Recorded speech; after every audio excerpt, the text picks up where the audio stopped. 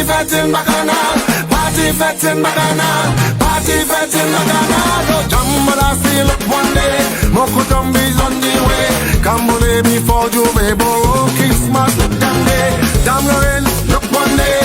Anyway, them job coming down. Give me a wave, coming down. Give me a wave, they're coming down. Give me a wave, they're coming down. Give me a wave. Come on, a fetting round the clock. A fetting like it's no walk. It's double and overtime. I'm looking. Bacchanal me and had no shame. I living up to my name. It's Bacchanal time for money in the morning. I'm the life of every party. So whenever you see me, please address me as party fetting Bacchanal. Monday, party Tuesday, fetting Wednesday, Bacchanal until Carnival is over. Thursday, party Friday, fetting Saturday, Bacchanal until Carnival is over. Sunday, well I'm on again. Tell me what's my name? I say party fetting Bacchanal, party fetting Bacchanal, party fetting Bacchanal. No Jambala still up one day, Moko Jumbi's on the way.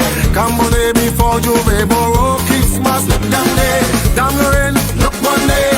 Anyway, them job coming down. Give me a wave, coming down. Give me a wave, they're coming down. Give me a wave, they're coming down. Give me a wave. Monday, party Tuesday, fetting Wednesday, Bacchanal until Carnival is over. Thursday, party Friday, fetting Saturday, Bacchanal until Carnival is over. Sunday, well I'm on again. Tell me what's my name? I say party fetting Bacchanal, party fetting Bacchanal, party fetting Bacchanal. No Jambala still up one day, Moko Jumbi's on the way. Cambole before Juve Boro, Christmas look them day. Damn Lorraine, look one day.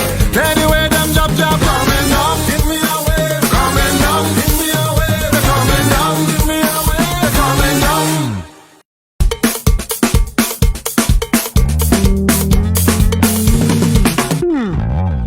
Fetting is me middle name.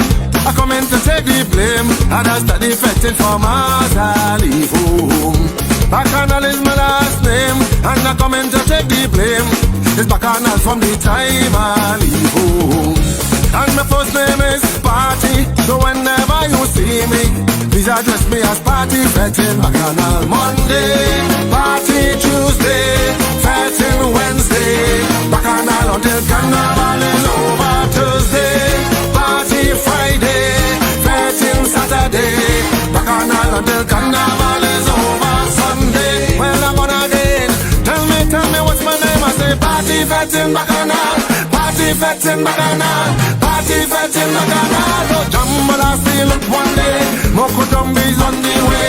Cambole before Juve Boro, Christmas look them day. Damn Lorraine, look one day. Anyway, them job coming down. Give me a wave, coming down. Give me a wave, they're coming down. Give me a wave, they're coming down. Yes, indeed, a pleasant good night to all and sundry, and we continue, of course, to act and to admonish and to, of course, advise that caution, prioritization, and FET as temporary or ephemeral gratification will not cut the cloth when the reality strikes on Ash Wednesday morning. Because if you did not prioritize and you did not, of course, take heed to the unfolding potential dangers that are lurking, whether it be in the form of property tax, whether it be in an increase, of course, in electricity bills, whether it is difficult as it is inhospitable and, of course, and not being able to access a pipe-borne water supply, and that you have, of course, to do all kinds of different things that has a cost to it in order to get this most important life-saving and, of course, life-promoting element. I talk about water here because I have had people who say, I have pipes, water gone for 2 and 3 weeks and a month, And when I say, but listen, why not apply for a truck-borne supply? They say that the roads are not good. Too much potholes and too much, of course, ravaging by, of course, recent inclement weather. And we can go on and on. So therefore, I admonish, I beg, I sincerely insist that you, out of an abundance of caution, save something, because there are many stormy days ahead. Not rainy days, stormy days. Stormy days ahead. So long as Rowley and the PNM are in office, they could say what they want.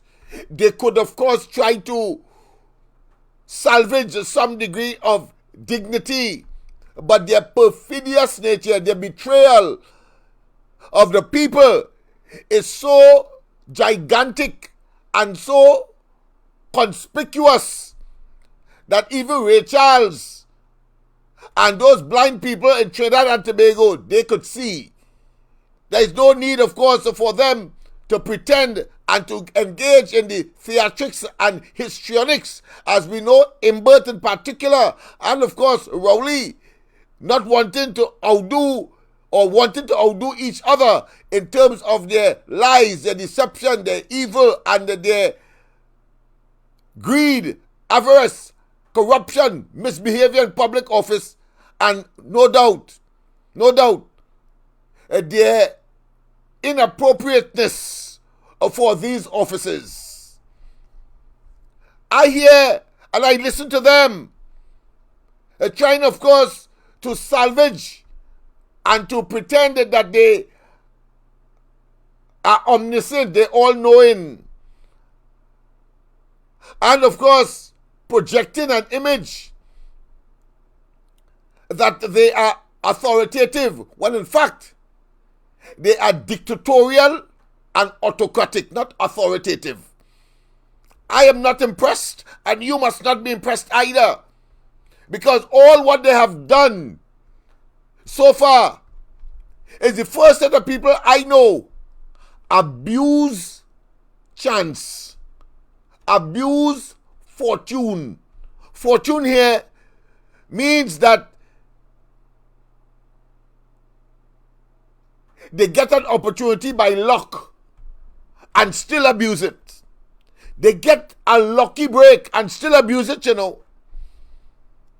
And the most recent of those lucky breaks, quite apart from the people thought that Rowley was a corruption buster and that somehow he knew something that Manning didn't know, Kamala didn't know, and he projected an image of a serious, knowledgeable, concerned citizen that turned out to be a total and absolute devil, a betrayer, an evil and diabolical individual who is now clearly a promoter of corruption. A promoter of corruption. When he came into the public space, into the political space, as an advocate for efficacy, for protection of the public's purse, for economic progress, a crime fighter, and one who has all the solutions. He was the panacea for the murders that plagued the Manning administration, especially between 2008 and 2009. Today, this year, right now as we speak, while Manning's record is 550 murders in 2008, 8 years later, and Rowley at the helm of Trinidad and Tobago's affairs for that period into current 2022 and of course going into 2023, it's as if he was running some kind of competition or some kind of athletic and want to accomplish some kind of athletic feat, that today we are talking about 578 murders and counting, moving inexorably to 600. That is the record of Rowley. He can't fool nobody again, neither Imbert. And we are going to do that again tonight. Because as I sincerely committed myself last night to finding out what is this new development with respect to OAS, the company that was deployed originally by the PNM under Manning, continued with, of course, the succeeding administration, Kamla Prasad Bisesa, whether you want to call them UNC or you want to call them PP, People's Partnership.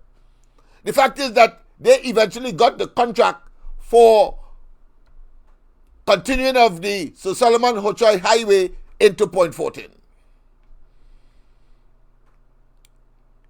A project that was, of course, as I said, on the agenda for the PNM previous, and all the UNC demonstrated is that while them were talking, they were acting, and in fact manifested the works, not complete, but certainly it would have if it wasn't for the devilish, satanic,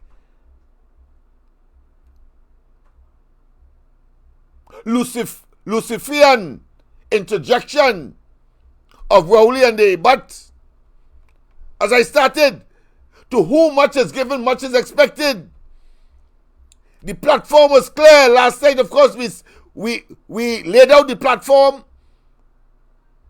that a fellow who, of course, projected an image that he's a serious man, and now we know he's a consummate joker, a consummate nincompoop, a consummate narcissist, a consummate individual with a high degree of hubris,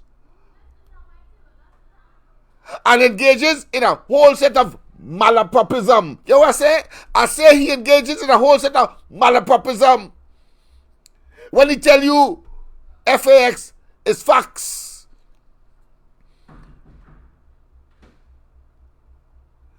when of course he will use words that clearly cannot be found in the dictionary one, but make them up in such a way always to conclude or part and parcel of that mix of evil thoughts expressed in words, or a concoction of toxic expressions targeting women and children. That is what we have. And has the audacity, the temerity, the gall and effrontery with the same breath and possibly in the same space and in the same office talk about morals and ethicals and right and wrong, and that integrity and honor, respect, all of which he has also betrayed. Imagine, he has betrayed even that which is abstract, because respect is an abstract thought, an abstract consideration, consciousness, that of course is manifested in good morning, good evening, I love you, darling. The children must be nurtured properly. In other words, cordial human relations. Only when it is convenient and when his political stocks may be threatened, you see him apologize, say sorry. Or outside of that, no. And before he reaches that stage, He has to be cajoled. He has to be forced because he is only focused, the epicenter.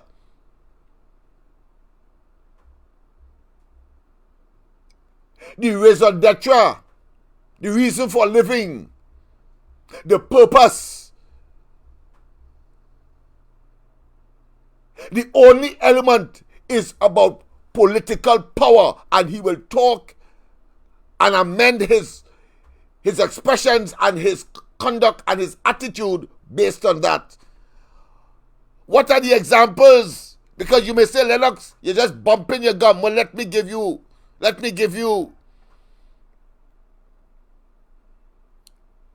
When the skit about a religious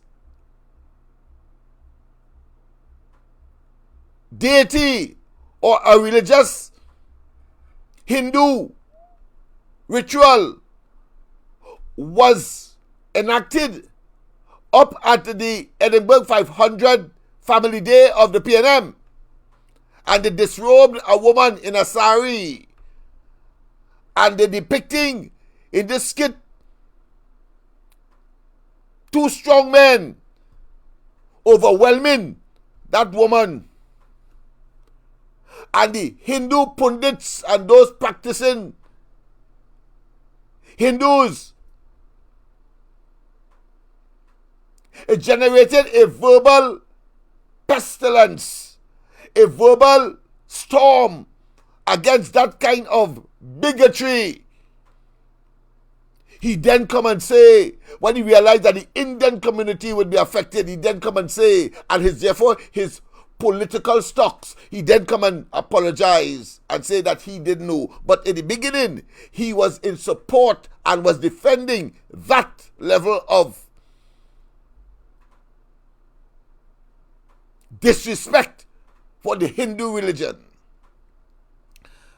And at another and previous Family Day of the PNM, down at the Mandela Park, he had no qualms.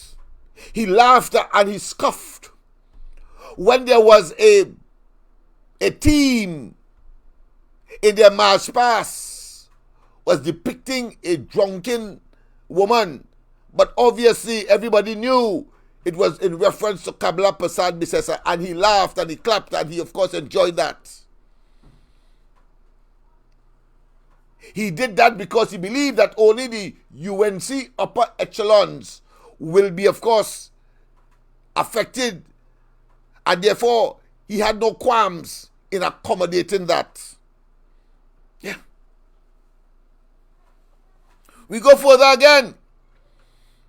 When in a press conference, and of course, Robert Amar, the owner of 104.7, the station that he and his lawyers are attempting to close down because I call Rowley and still do and confirm and will say so anywhere, anytime, in his face, outside of his face, that he's a blasted rapist and a pedophile. He, Rowley, the Prime Minister, pretending to be Prime Minister of Trinidad and Tobago, a total and absolute scoundrel, a miscreant, a criminal.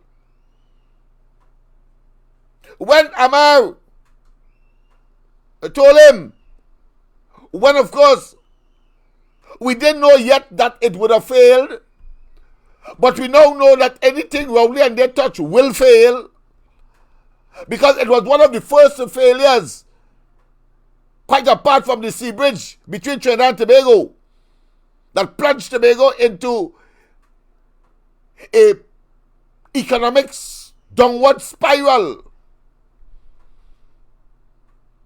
that caused them never to forgive the Awi boy from Tobago, born there, developed his first and impressionable period of his life there with friends and so on, and they reject his tale. Well done, Tobago.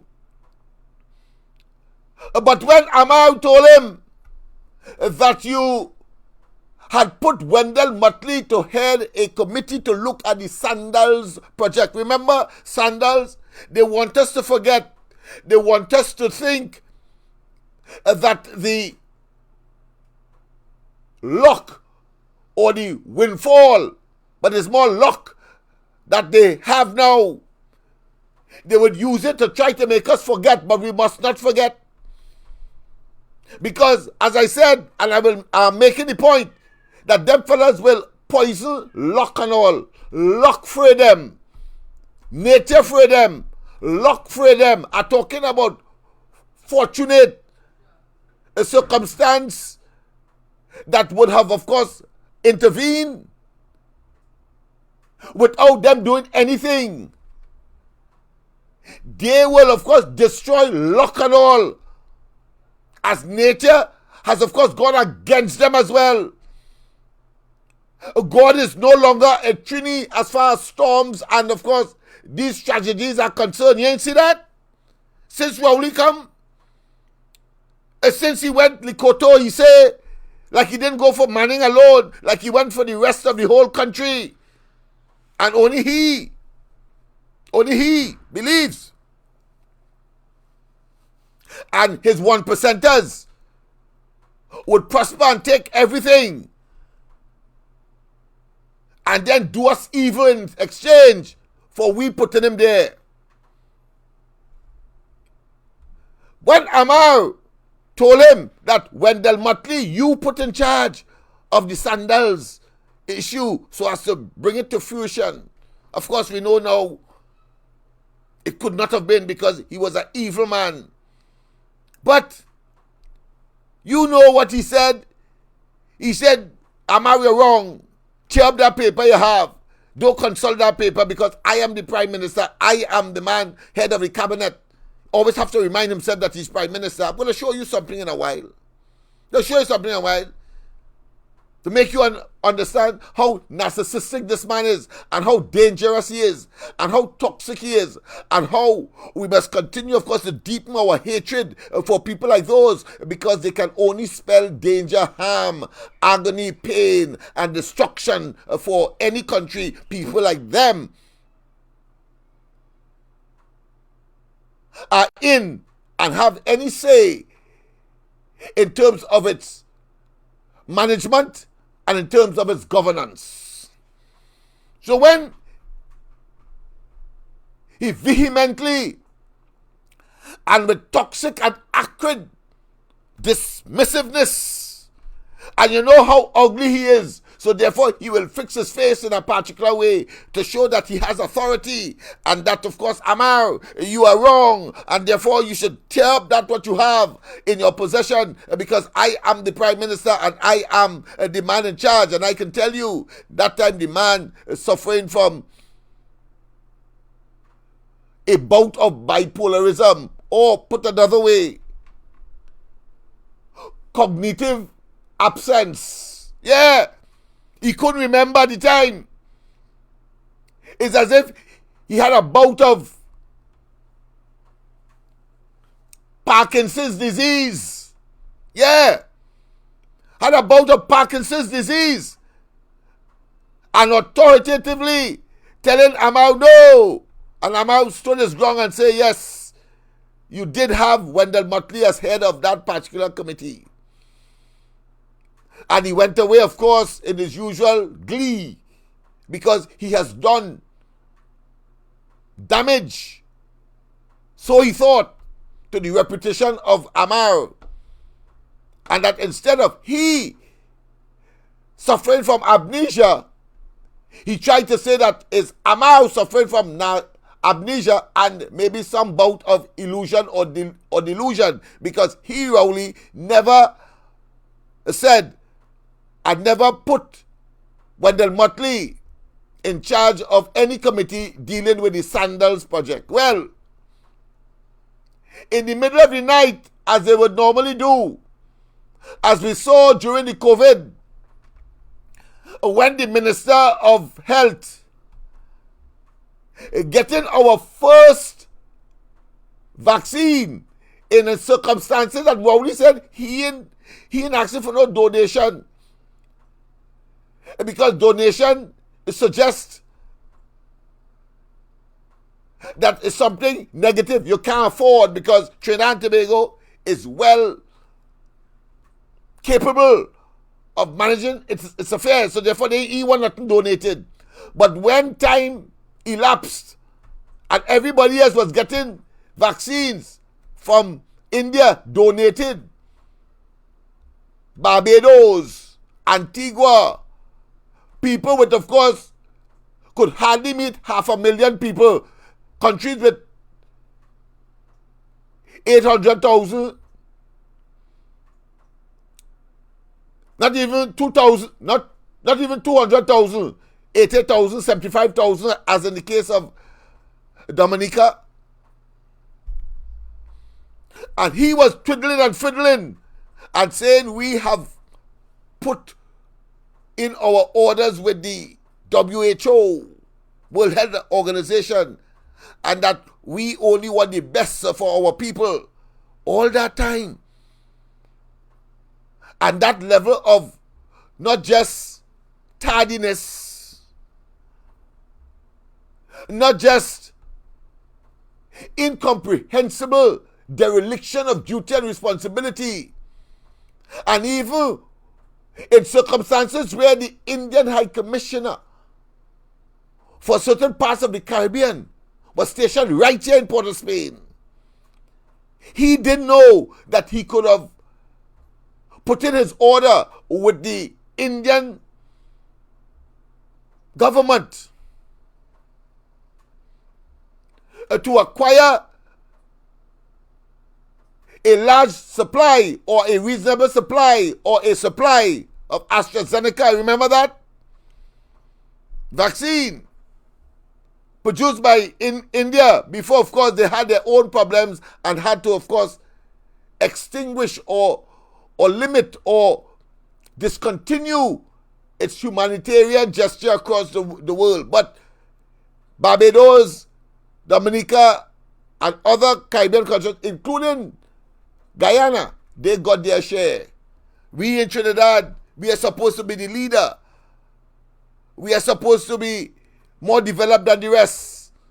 And here it is, we had none to save our population. To save our population. I'll have to take this call. Hi. Listen. You heard me? I'm on air now. I'll call you after the program. Yeah, because I went and do what I had to do today, but I'll report after, because today was just one of those days, very hectic. But I'm talking to you right now on air, so I don't want to call your name or anything. All right. Okay. All right. Yes, indeed. So Guyana got, and he telling us his population that somehow, as the minister told us, don't wear masks. It is hardly likely we will have community spread. All that kind of hogwash. Immediately after Carnival, a major event that would have been subjected and caused Trinidad and Tobago to be infected, because many of the visitors would have come from places where the virus would have already been existing, like the United States and Europe. And then when they started, even though the opposition told Rowley and they, please, test. You just had a big event. Test. They went to the parliament on 3 occasions and asked the presiding officers, listen, let's debate this thing. This is of urgent public importance on the adjournment. And they turned it down. Much as what they are doing today. You see, those who don't learn from their mistakes are doomed to repeat it, especially if it is tragic. Well, the government, again, does not support a debate on crime in this country. And now we have the inevitable 600, the highest ever. And by a mile, comparatively speaking, to the second highest, which was, of course, back in 2008 when he and Manning were in government, but of course, Manning being the prime minister. Now you are new prime minister. Come into office with a tremendous amount of goodwill. The people were ecstatic. They were expecting. They were optimistic because of the talk, but it turned out to be empty vessel making plenty noise. That is Rowley. Empty vessel making plenty noise. Empty vessel making plenty noise. And so, when Diyal Singh had to then in the night, the middle of the night, confess and apologize to the Barbadian because he didn't know that the Barbadian donated to Trinidad, which turned out to be its first set, only 1,500 doses. Yeah, 1,500 doses alone for 1.4 million people. The government totally out of and unconscious, out of it, totally mad and in disarray, while these small islands were getting and engaged in the response to COVID early, they were still trying to get out of the box. It reminds me of the snail and the, of course, and the cook that animals were making, and there was a step leading to the kitchen. A step leading to the kitchen. And there was a need, of course, for cooking oil. So everybody said, but let snail go for it. They're making a cook. They say, let snail go for it. And so one day passed and they can't see snail bringing back the cooking oil for the food. 2 days passed. 3 days passed. So they began to be worried. The other animals that were waiting on their food to be cooked, waiting on snail to bring the cooking oil to make sure to complete the pot. And guess what? Somebody looked downstairs and they saw the snail on the last flight of step. And they shouted out, "Snail, how you take so long? What happened? Why you took so long to bring the oil?" They assume. Snail turn and tell them, "All you better hush all them out before I ain't go no way." So he now going. Well, that is them fellas and them. They slow out of the box. Rowley and they, you ever say? Snail tell them, all you better hush all them out before I ain't go no way. So when they think he coming back, he now going. That is Rowley and they. A bunch of nincompoops. A bunch of indolence. A concoction or an accumulation of criminals who, of course, have captured the government of the country and have poisoned governance and government and have, of course, by their greed, created a 1% and then, of course, proceed. And if the economy was like a body, then they proceeded to dismember that body, cut off the hand, amputate the head, behead, amputate legs, torsals, etc. That is these fellas and them. Yes, we are going to be graphic tonight because I am extremely incensed further by Rowley's response to, of course, a decision in the local courts to have the arbitration decision. King's, listener, it's King's councils, you know, were the ones that gave OAS that decision. And I don't mind if the local court will achieve the reversal because it's nearly $1 billion that the arbitration say that Trinidad and Tobago must pay. So I don't mind. Let's get it straight. I don't mind if the entire thing is reversed. But I don't think so. I don't think so.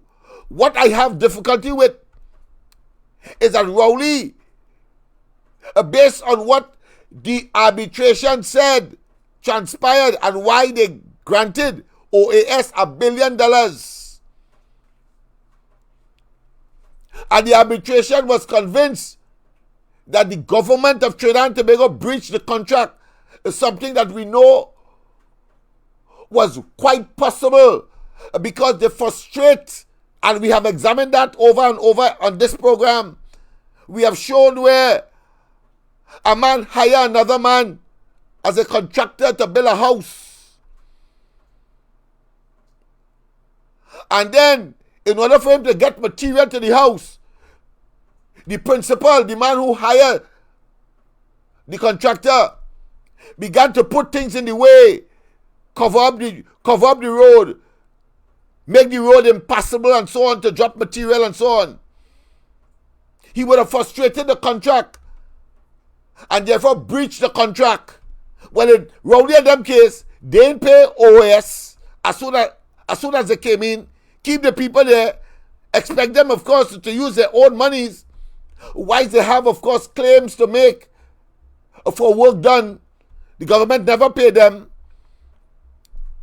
And the arbitration panel in London observed that and say, listen, after you do the setting off, meaning that if OAS had some money for them, from the money that they said OAS is entitled from the government, from NIDCO, after you deduct that, the rest is OAS's. I better say, Rowley, when people like me talk that, because we have seen it with those small contractors as far as the education facilities company is concerned, so we know him. We know him. These fellas are acutely bipolar. They have a schizophrenic propensity, but only for evil. So I heard him recently, and I thought I should bring it to your attention as well, when he said that the UNC like the contractors. They don't like the people. They don't like the people. They don't want to act in the interest of the people. They are not, of course, patriots, in other words. But I want you to search your conscience. Because when he first came into office, what he did? He said that Malcolm Jones, the man who caused us to lose over $25 billion. 25 billion, not 1 billion, 25 billion. He said that Malcolm Jones is his friend and he has worked for Trinidad for some time, and so credit him. And he don't mind the population, you and I, the public interest. He don't mind sacrificing the public interest for his friend called Malcolm Jones, that wicked, evil son of a gun. Son of a gun. And today he's talking about what? The public interest. And he's so wicked, talking about close to the elections. And he went in a public forum, and I actually notarized the period and said the 4th of September, when of course the election was on the 7th of September in 2015. All of that details. You know, in a typical exemplification of a hypocrite, one who, of course, you do as he say, but don't do as he does, because only in recent times, and that is why I love the Lord, you know. I love the Lord. He doesn't give you more than you can carry. That's for sure. Trinidad and Tobago, I'm sure we will get over this dastard and evil period.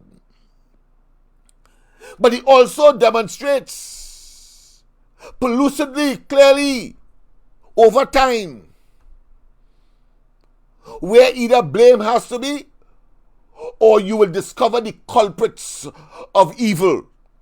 The culprits who, of course, clearly because they are deceiving. As Manny would say, show me a liar and I'll show you a blasted thief. And I say, show me a thief and I'll show you a murderer. And Rowley and they qualify for all of that. I say so without fear of contradiction. But the point I'm making is that here it is, that he had responsibility to protect the public interest when Malcolm Jones' matter came up, and he, because it's his friend, he summarily got rid of it. And I ain't finished there, because we only did it this week when A.V. Drilling, another friend again, and he has the audacity to stand up and say that the UNC love the contractors. They don't want to be on the side of the people. And of course, put his lawyer to sift out, to redact, to be eclectic, to be selective, to give the arbitration between, of course, Petrotrin and A.V. Drilling. And it turned out that his friend ended up a huge beneficiary, get back the contract, and the government had to pay him as well because they didn't get all the documents that was required to prove that it was fake oil. And we know the fake oil is connected to Rowley himself. And he caused the entire cabinet to agree. That is conspiracy of a treasonous nature. And treason for sure don't have any bail. We know now murders have bail, but treason don't have. And these fellas come together to protect Rowley and the fake oil. Make a decision to close down Petrotrin. When in advance, Rowley was saying they're not closing down Petrotrin. The government will not close down Petrotrin. Yet still. And for specious, spurious, macabre, wicked, self-serving, anti the people,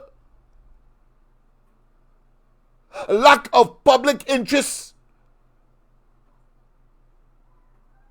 to the destruction of the very people that he, having gotten into office, has turned on and weaponized government against the people.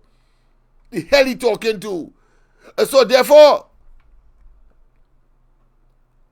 I say to you,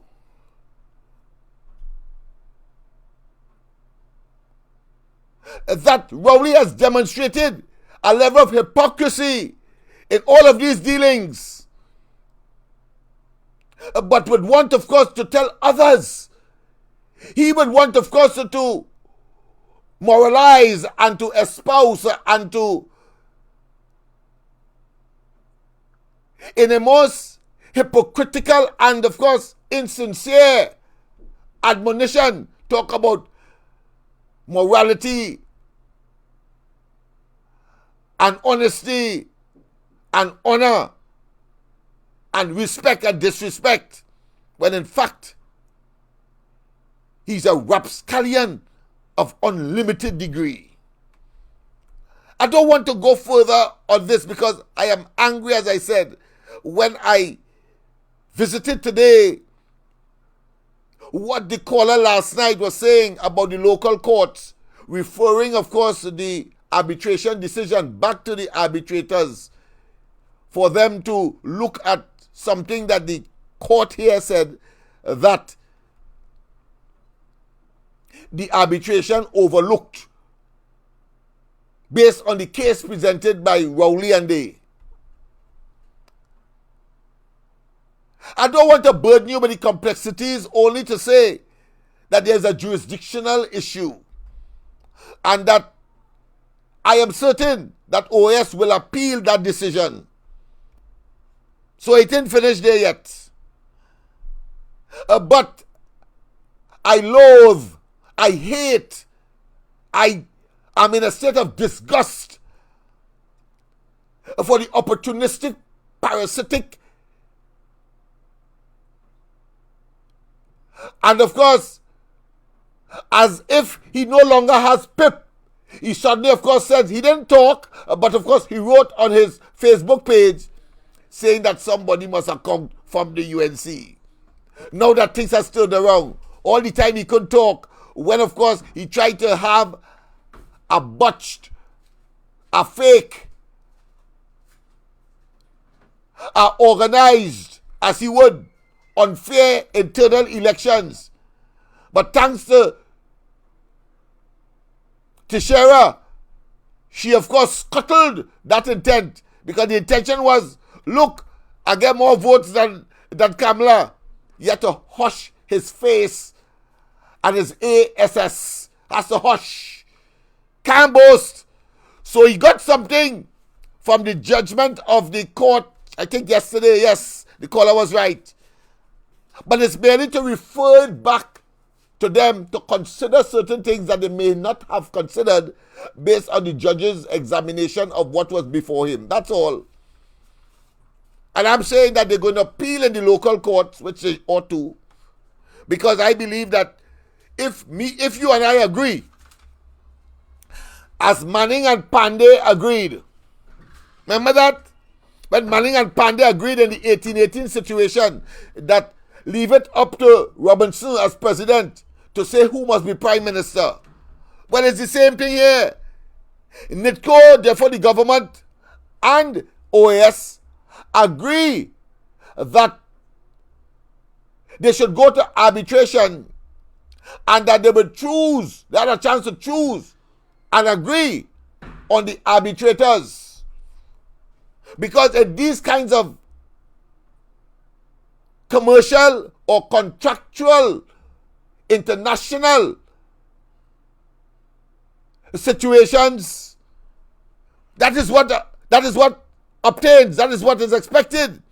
And in every contract there is such a clause to go to arbitration, but from an international perspective, and usually you go to London, you go to United Kingdom for that.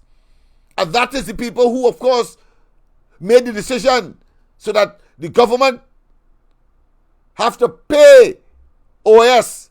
The local court say you didn't consider certain things and they're putting aside. Of course, OS have the responsibility, as they did in this new scenario with the local court, to say, well, you have no jurisdiction. We agreed to go to arbitration. We went quite up to London. All of us agree on who should be the arbitrators. Now that things ain't come out in your favor, you gone to the local courts. You see them mad? You're going to the local courts to put aside and say that the arbitrators ain't know what they're doing. You see them fellas mad? For Rowley now to come and take this fake, this of course, nebulous, this false victory, and then of course has the audacity to say that other people, the UNC, like contractors, and they in favor of the contractors, when he was talking all the while about the OAS matter. You know, when coming to Malcolm Jones, he didn't say that. You know, when coming, of course, to AV, the owners of AV Drilling, he didn't say that.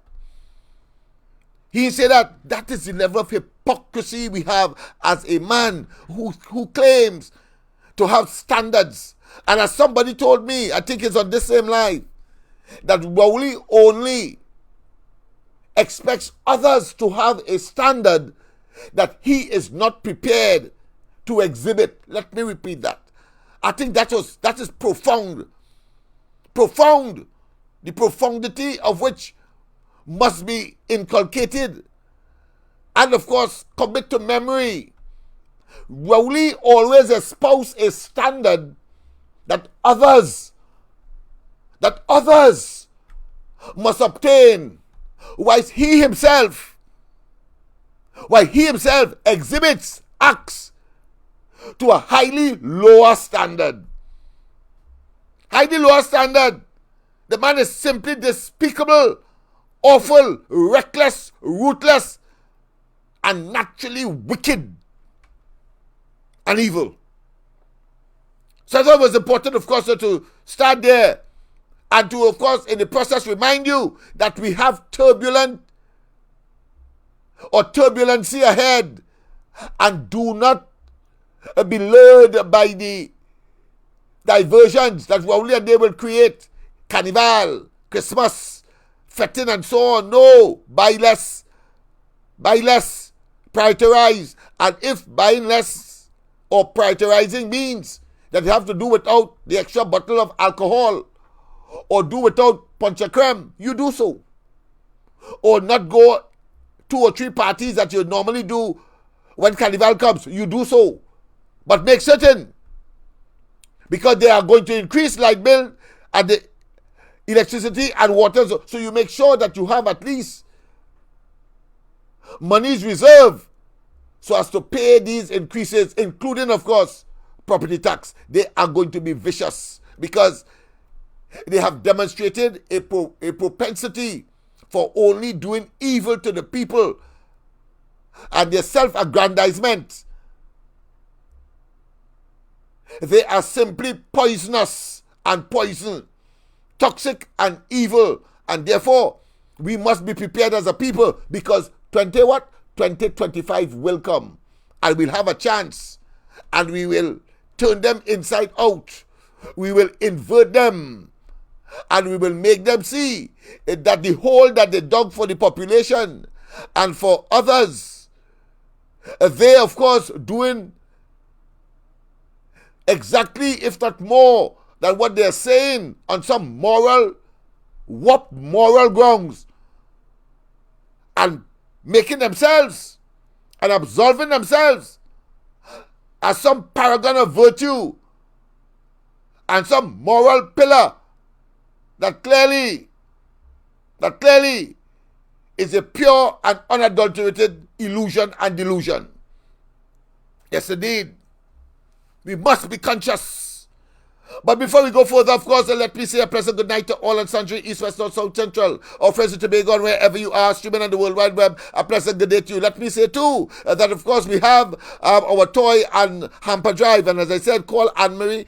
All now you can. The number to the bottom, where, of course, you will be able to treat with. She will speak to you, and if you need me to be there to confirm whatever it is, I am prepared so to do. Of course, the number to call me now is, of course, 358-1003, but to call Anne-Marie is 336-6594. 336-6594. Call Anne-Marie if you want to make a contribution, whether it's financial, whether you want a tin of peas, a pack of rice, whatever. Call, because we have a list that we cannot satisfy. But I don't mind spending Christmas Day and Boxing Day delivering things to people across the country, because that's how I spent my Christmas morning last year. So I don't mind doing that, because we have to be our brother's keeper, and we have to, of course, to assist in what has been unnecessarily imposed upon us. And I was talking about the abuse of luck, the abuse of serendipity, the abuse of chance. They do that as well. Imagine they never catered for the $8 billion that came into the coffers because of the Ukraine-Russian war. And yet still, they impose higher fuel prices by, of course, again, reducing subsidies of diesel and gasoline. So you understand why I say that they are so blasted cursed that they got a windfall by chance. In that case, you could say that God is a Trini, because we were able now, instead of 1 barrel of oil, only 45,000 barrels of oil we produce a day, much less than what we expected, because there was an expectation that when you mash up Petrotrin and you say you have heritage, and that will be able to focus on the looking for, finding and extracting of oil. One would have expected that the production of oil would have escalated. Instead, it decelerated. It it is now reduced, or it has been reduced with this new arrangement. So the opposite is the effect. But the Ukraine and Russian war came, and you get, instead of $45 a barrel, you're getting $100 and above. So it has increased almost or more than 100% per barrel of the same 45,000 barrels a day. And what do? Instead of passing it on to the population, the benefits, they then of course tell you you have to pay more now for gas and diesel, etc. And thus totally oblivious, as if they're operating in a silo and that there is no interconnectivity. So what they do, raise the price of fuel by reducing the subsidies further,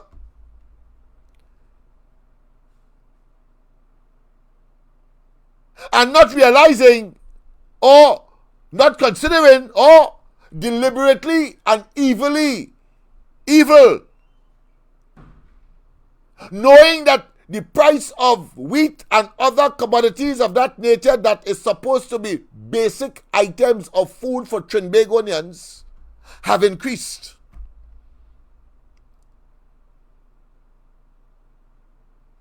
And the chain, the supply chain has been disrupted as a consequence, and therefore that too will impact on the price, not just the Trinidad, but on the world markets. All right. So what do? You know for a fact that food, a basic necessity for human life and existence, any part of the world, because we are human beings, we must eat. Why would you want now to reduce subsidy and cause fuel prices to increase in such circumstance? And it didn't end there. In circumstances where, let's take the public servants, you tell them 2%, then 4%, and you stop there. And they have to face higher increases in prices all over the place, all over, so that people can't eat today. Come on. A person, good night. Welcome to the corridor. Lennox, good night. Good night to you, sir. W. Mary, yeah. Hey, how are you good, man? All right. Lennox. Hey. I just call the finance minister a leprechaun. You know leprechaun was taking Trinidad and Tobago money. That extra money you're talking about it was in the coffers. And you know, Lennox, you know he really was funding that war in Ukraine. You know that man talk that in Parliament, and he do it behind the country back. You hear, Lennox? Go and watch back one of them Parliament.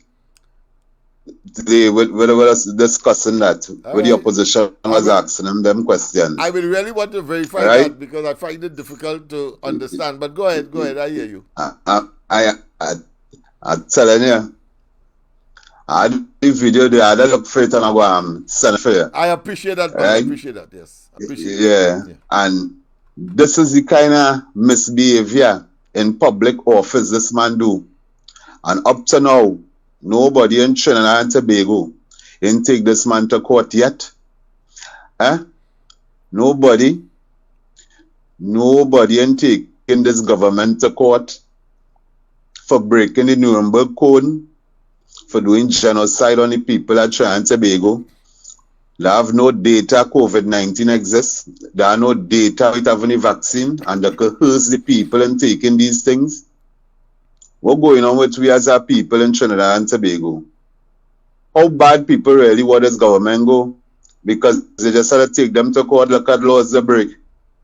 You hear me, Lennox? Yeah. And the finance minister finance everything. Yeah. So let we rise up as our people and deal with this. Okay. Yeah. Yeah. Blessed night. Thank you very much. Thank you very much. Well, let's deal with the issue of why people have not taken the government to court. It's not that they don't want to. It's not that they don't know the facts.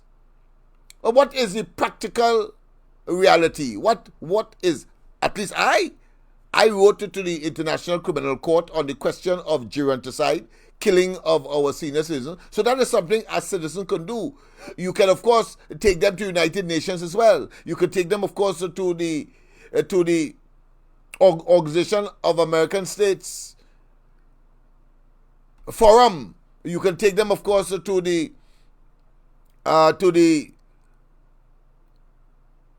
Inter-American Commission for Human Rights. You can do that as well. But in the context of within Trinidad,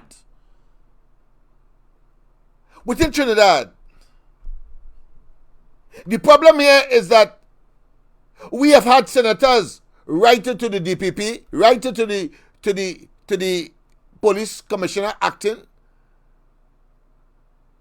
So it's not exactly right to say that people have not tried, and those persons who are supposed to have the responsibility, the legal responsibility to investigate. Why you think a police can walk in with a warrant or on the road, walk and hold you? Let a footballer do that now. Let a carpenter or a doctor or even a lawyer watch you on the road and hold you and say they're taking you somewhere private because you commit a crime. Let them do it now. Yeah, you know what they will get. You know. So therefore, there are people with the legal responsibility. Let's not waste time and play. We don't understand why these fellas are not yet behind bar or taken to court. The Constitution and the law says that there are certain people who are designated to do that. And that is to say, to investigate criminal matters and to take whatever action once the investigation lead them to a breach. We are seeing breaches. We are seeing it every day by this government. I was fascinated and spellbound, flummoxed, and in a state of total mental agony to see that a police was escorting Imbert. The police had on masks and Imbert had on no mask.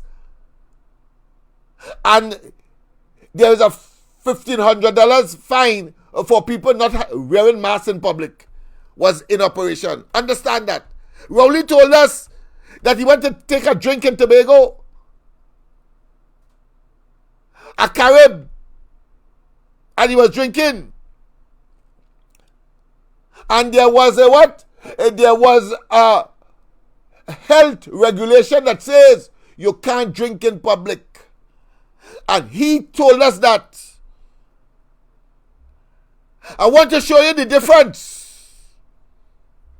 Because it is about will and political will and people being conscientious of their role and responsibility and executing in the interests of the peace and security, and without being accused of being biased or one-sided or preferring a certain group as opposed, and therefore compromising your role and responsibility even within the law. Boris, the former Prime Minister of the UK, well, where do you think he lose? Or at least one of the reasons why he had to resign. Why? Apart from the other scandals, he was charged by the authorities there for not wearing masks, and for assembling illegally, even in a party scenario within the precincts of number 10 Dowden Street. In other words, the home and office of the Prime Minister can't do it. And it's not that the media here or the people here, whether social or traditional, have not identified and have brought out circumstances like that. Look at that wedding around the savannah. The police station, St. Clair, just a stone's throw. And they were having fun because it was the government's officials and so on that were there. And before the police organize a raid and say that you are breaching, of course, the public gathering code in response to, of course, this public health emergency, they let fly. I say all that to say that it's not that we don't know that they have breached the law, but we have a situation where the political directorate, particularly because we have what is called a ministerial portfolio responsibility, and these ministers are supposed to be responsible once it is assigned by the Prime Minister to them for the general direction of their respective ministry. And in this case, the Ministry of National Security will come into focus. Must come into focus because it is under that ministry, police, and all matters pertaining to police, law enforcement are administered. And when you have, of course, a police officer who believes that he's beholding to the political directorate, the question of separation of power, and I doing my duty, as of course Gary Griffith found out the hard way. He doing his duty. Prime Minister, you can't tell me what to do. Well, Prime Minister simply concocts some kind of allegation against Griffith, say that he given, of course, firearm license willy-nilly and possibly for gain, for money, and get two persons who are willing, of course, even though they are retired, to do the investigation. Send it, of course, to the head of the Police Service Commission, Bliss Sipasad, at the time. And because he's the Prime Minister, and because he will give some kind of bleed heart story, he's very good at that. He, Imbert, and all them, bleed heart story. And will, of course, have some kind of inchoate evidence, insufficient and incomplete evidence. And because he's Prime Minister, and because he speaks in the way that the office would allow him to, once you are an evil or exploitative and wicked and vindictive person, you can't do it. No. The offices that you see, whether Prime Minister, President, and so on, caters for people who have a sense of decency, honor, a deep sense of right and wrong, and an unrelenting desire to advance their people, who would rely on you as Prime Minister to treat with the people's business equitably, because you have total and absolute access to the treasury of the country and the resources of the country. I'm saying all this to say that when these independent institutions, the police, law enforcement, compromises their integrity, undermine the rules associated with their functions and functionality,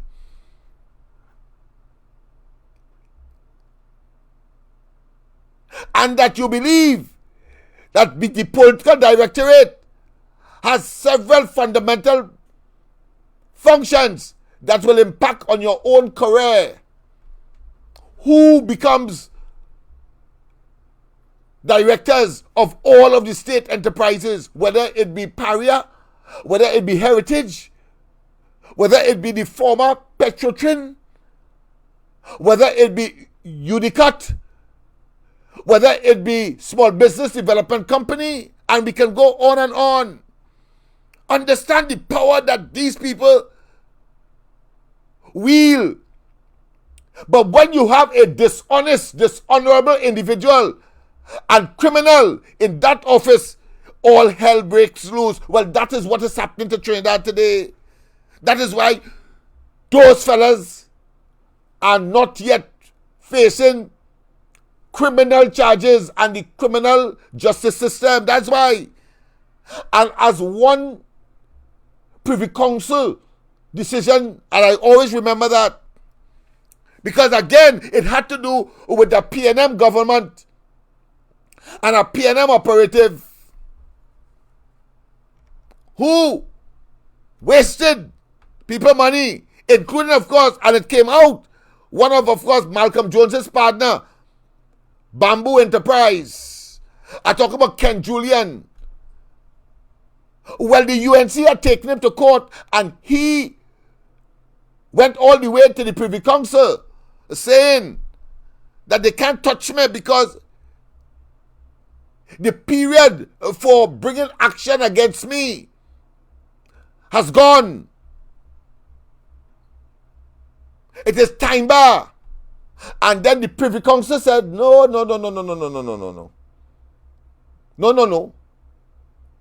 Because people who would have been in office like Rowley and they now, and have done harm to the people, steal from the people, corruptly, of course, get ill-gotten gains and wealth for themselves and their 1% partners and so on. That is what the Privy Council is saying.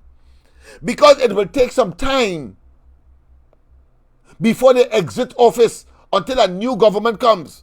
And it's only when a new government comes an investigation could take place in true.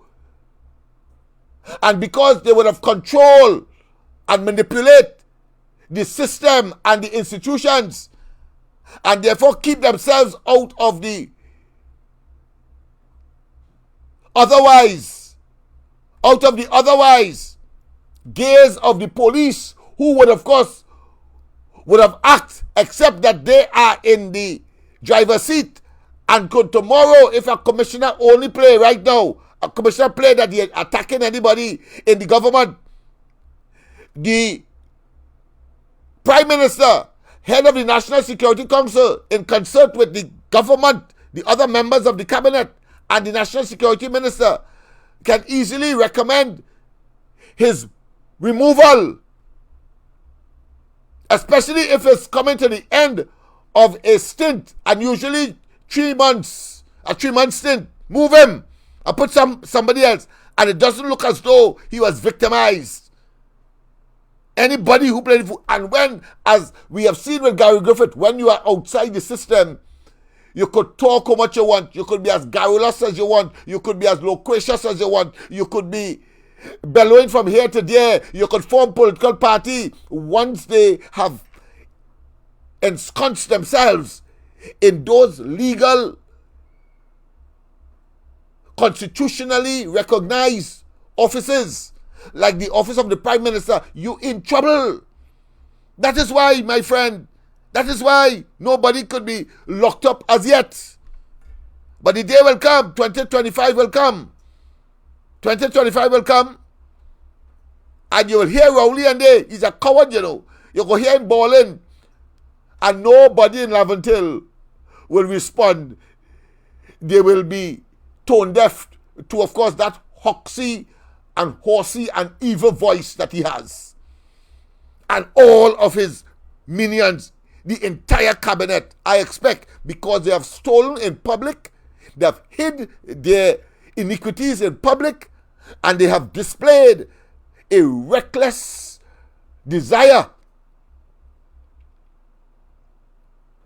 to pollute public office, misbehavior, and corrupt, never before seen in this country, as blatant as this administration under a criminal and a rapist and a pedophile. I could say that he has an option. All the power he has. He can, of course, now say, Smith, I'm fed up. I will send you, instruct his lawyer to send me a pre-action protocol letter. That's all he has to do. But no, he won't do it. He goes and laugh and say, And he could make up excuses and say Smith, of course, pursuing the agenda of the UNC and all them kind of hogwash and deflective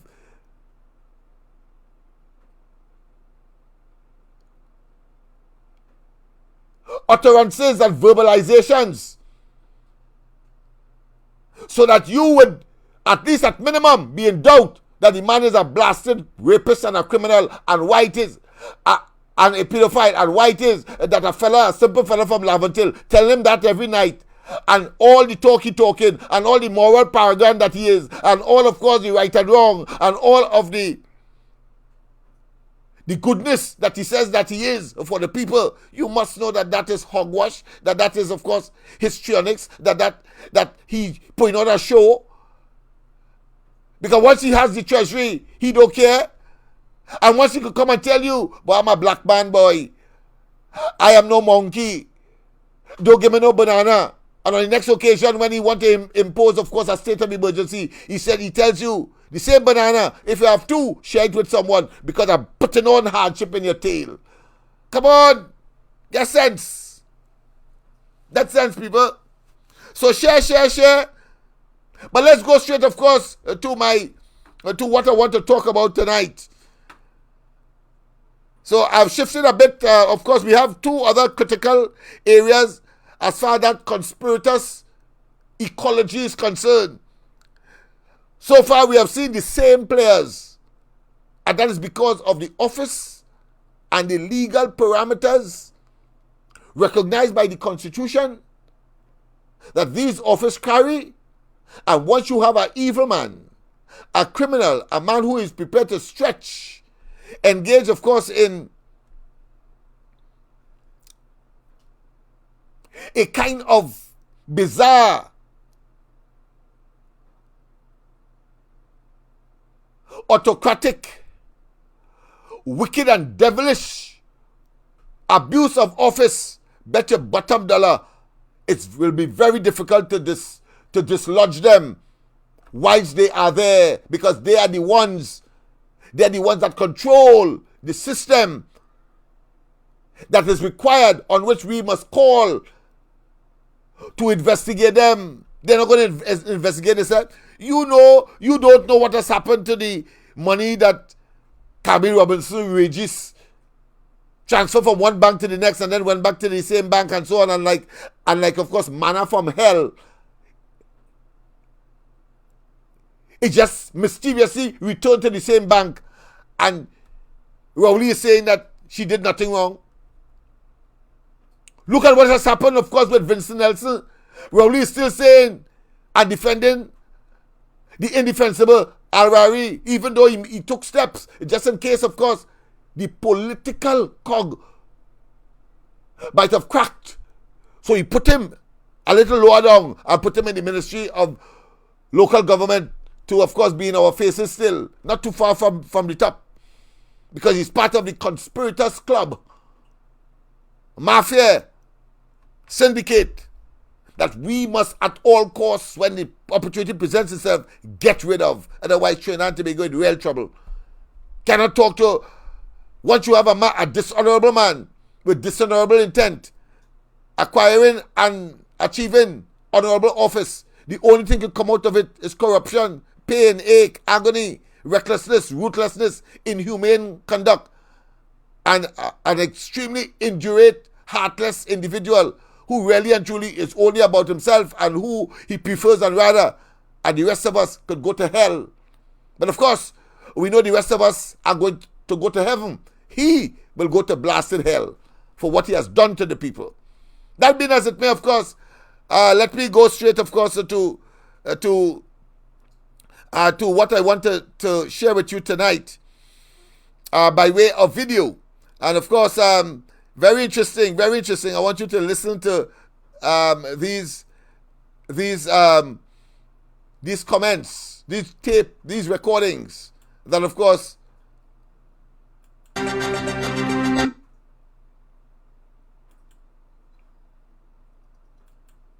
yes, these tapes, these recordings that I have, of course, taped and would want to share with you. Don't forget, please, do not focus on FET. Please. And let me just make sure that you get a tinge of what I'm talking about. Just get a tinge of what we're talking about so that you do not engage, because that is detrimental to you at this time. Forget Carnival.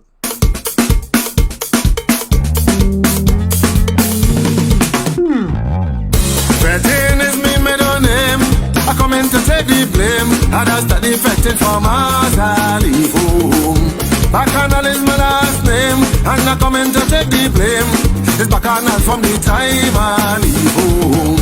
And my first name is Party, so whenever you see me, please address me as Party Fetting Bacchanal. Monday, Party Tuesday, Fetting Wednesday, Bacchanal until Carnival is over. Thursday, Party Friday, Fetting Saturday, Bacchanal until Carnival is over. Sunday, well I'm on again. Tell me what's my name? I say Party Fetting Bacchanal, Party Fetting Bacchanal, Party Fetting Bacchanal. Jambalaya still up one day. Yes, indeed. That is a demonstration of what not to do. Do not allow yourself to be lured and to be fooled and to be delusioned into immediate self-gratification and postpone that which is required for you to have a sustained quality of life and standard of living, including maybe more moderately, but at least you will be able to eat when you save, because Rowley and they have put in place not just focus on fete and revelry, but afterwards believing that somehow you'll be lured. And remember, I talked about, of course, doing as I say but don't do as I do. Well, to move on to the next point that I want to make, in video, of course, these fellas are so devious, wicked, malicious, and self-serving and greedy for power. You know, he will not, but it is our duty to observe and to share. You know, all them contracts that he gave out in Tobago just before the elections. Yes, all them contracts he gave out just before the elections, some of which people get contract, they get paid too, and the contract was never delivered in Tobago. Listen, of course, to Fali and the new THA administration, and you will get a gist of what I'm talking about. But he was appalled. He had this moral and paragon of status and pillar that the UNC take out a clause. So he said, on the eve of the election, because that is what they want you to focus on the eve of the election. So it was so dastard. But he, multiple contracts in Tobago on the eve of the elections, it was all right for him to do. That is why I said that it is appropriate for a person to conclude that Rowley and they espouse a standard of others that they themselves are not prepared, of course, to execute. Understand? Classic example. And we have seen it throughout. And the nebulous and dotish responses. The UNC said, listen, they spent 400 million on Train 1. For whatever reason, nobody know. Atlantic LNG plant that was mothballed, that was dormant. There could be no gas for it. The government knew that. The BP and Shell, the largest owners, shareholders. Let me put it in perspective. The government only have 10% of that. So it means that the largest shareholders, Shell BP and a Chinese company have 90%. And the government instructs, of course, NGC to take up the whole thing and repair it or maintain it. You understand what is happening here? President, good night. Welcome to the corridor. Hello? Good night. I am in difficulty talk. Good night, everybody on the line. That's all right. That's all right. I'm watching the news with this piper man, whoever they just call him. Yes. When I was asking him the questions about the four fellas in the pipe, and he said he was to think and decide it was a hard decision. Oh, that could be a hard decision, Lennox, when people was offering to go and help. Why they wait 3 days or how much days after the wait, when they cannot do the same day? And the China, the man lying like Rowley, that's like, when I ask Rowley a question, how he just kind of pause and change it and make it the fact it's your fault. That is exactly how the man was talking, Lennox. Mm-hmm. Yeah. Yeah. Make it the fact it's your fault and not them fault. Yeah. You're quite right. I feel Saturday when I see that it's unfair, it's unjust, it's sad. Yeah. Yeah. Yes, I know. I understand your empathy and your sympathy and your disgust and the emotions that you are experiencing, but we are going to look at that in details as well. Only to say that I hear what you say and I have an appreciation as to some of the testimonies that simply doesn't make sense, and at the same time it seems specious, meaning that it may sound good, but at the end of the day, 4 lives were lost. And if more could have been done, more should have been done. And from that perspective, people must be held accountable. Who made those decisions? Yes, Lennox, because as a man asks the question, if it was your father or your brother, yes, that's what they would have done. And they would have finally helped fast. They would not study, they would not even think twice. Right. Well, there was a son that wanted to go and rescue his father. Yes, I know. Right. That's what I was saying. And the man, they put it how they didn't know what's going on the pipe, and they didn't know what was going on. And they couldn't send nobody. Right? And the fella said he know everything, and he know where the pipe was and exactly where the father was. And the family says, go back and get help. So why are they trying to lie and twist wrong things? Yeah.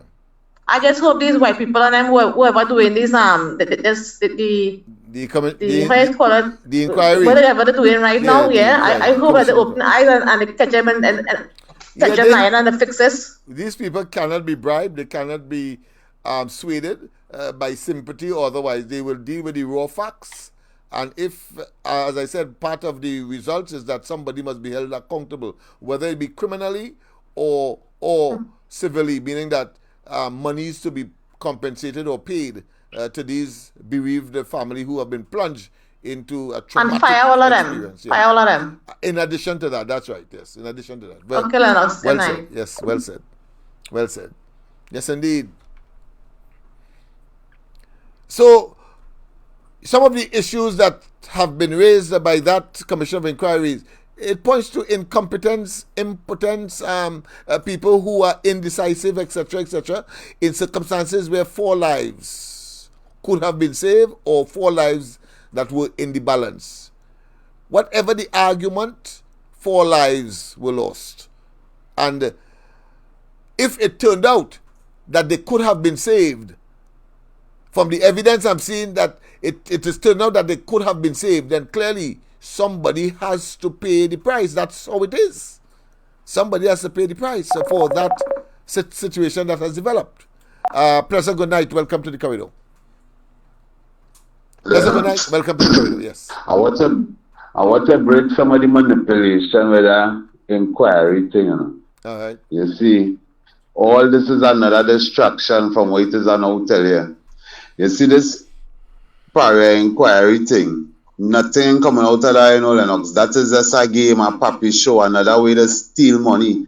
This is something they do incorrect again. You understand? Who hired these people? This person broke the law. Yeah. What am I saying? At the end of this inquiry, them can't arrest nobody or anything, you know. First of all, the police was to do their job and investigate this matter. The police was to be investigating this matter. Because here what he's saying, Lennox, how it is, 5 men sick in a pipe, 1 man come out, and then he diving in to go back in to save the next man behind him, right? Come back out because when he come back out to get help, to more rope or more line or something, so to go back for the men, Coast Guard reach on the scene, people stop him from diving to going in, and he telling them, you know, it's right, he can go and get the people. Nobody in her no squad, nothing to stand by people for rescue on them platforms and them. You see what I'm saying? These people need to be held accountable and in jail, right? Because the leader men in them pipe for 3 days and all, Lennox. Yeah, boy. 3 days before they make an attempt to rescue them, you know. No, You hear what I'm telling you? they make no attempt. They Well, they were saying they make no attempt. Yeah. They went to recover body. Why the police and Aken and hold them men? You see, Lennox, what it is going on here, this is Papi show. And it's time for people to rise up out of mental slavery. You hear, Lennox? Yeah, I hear you. Them thing is games. Them thing is games. It's time for we to fix this place. You know? Somebody need to take them to court. And now give all the answer they take him to court. Don't wait until nothing. You can take him to court now. The court is different. The court is not set up like thing, you know. The manipulate the outside of the court, but not the inside of the court. Somebody need to try them. Time for them to go. The leprechaun stealing all our money. Yeah. And he funding all kind of wrongdoing. He fund everything. Time for somebody to take action. Yeah. All who going up for political power, why they ain't stepping forward and take this government to court if they really want to take charge of Trinidad and Tobago? So, yeah, everybody playing. Yeah, Lennox. Thank you very much. Thank you very much. The caller made a lot of sense, you know. The caller made a lot of sense. Now, it's for the first time a commission of inquiry has been given terms of reference that include recommendation for possible culpability and criminal conduct to be placed in the hands where it ought to be, as we expressed earlier, DPP, the police. But listen, the problem with a commission of inquiry is that the commission of inquiry will come to an end. They will make their recommendations, say who must be held accountable. An individual could be made accountable, a group of individuals, as well as a company. A company is seen in our law as a person. So Petrotrin or Paria or Heritage could act or is assumed to be a person, and you could say Paria did this, as opposed to maybe the CEO or the chairman did this, as the case may be.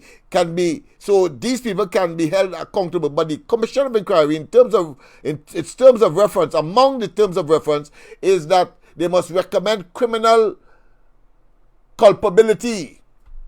So that is significant. The problem with that, however, therein lies the problem as well. That if it is that it recommends somebody or a company to be, of course, held accountable, you see, all of the evidence that they got in order to reach that decision, the court itself now, once it goes to the criminal court, the judicial system, they have to do everything all over again. Yeah, I say they have to do everything all over again. Even though there may be evidence within the Commission of Inquiry report that will show a clear direction as to who did what, when, why, and how. But there's a whole new ball game. The principles of evidence in a criminal court in the jurisdiction that we have, it means that literally you're doing it all over again, because the judge needs to be satisfied, because he has certain parameters, certain limitations, and he must satisfy that what the charge is all about. If the police end up charging anybody, they must of course be tried separately and generally not use the report of the commission. It's a quagmire, I agree. It's a quagmire. Things maybe seem so obvious, but what appears to be is not always is, one lecturer told me. All right? So I think we better get that clear one time. But of course, listen to Dr. Rowley and his hypocrisy, his do as I say, his immoral conduct. Listen to him. I heard Rudy Indar Singh say that the NIDCO, the state company, had lost the arbitration and that the government has to pay millions of dollars now to the contractor. Because they're always on the contractor side. They're always on the contractor side. They're always on the contractor side. Yeah, they're always on the contractor side, only because it is convenient for him. So whose side they was on, as far as Malcolm Jones is concerned, Rowley? Whose side they was on? In the context, of course, of A.V. Drilling, whose side they was on? Situational ethics principle. That is what that is. Convenience. That nasty man. Total hypocrisy. Listen to him again. And I heard Rudy Indar Singh say that the NIDCO, the state company, had lost the arbitration and that the government has to pay millions of dollars now to the contractor. Because they're always on the contractor side. They're always on the contractor side. They're always on the contractor side. And I say to you, why were you on the A.V. Drilling side? And I could say that without fear of contradiction, because if A.V. Drilling was a contractor connected to the UNC, you wasn't going to pay a cent.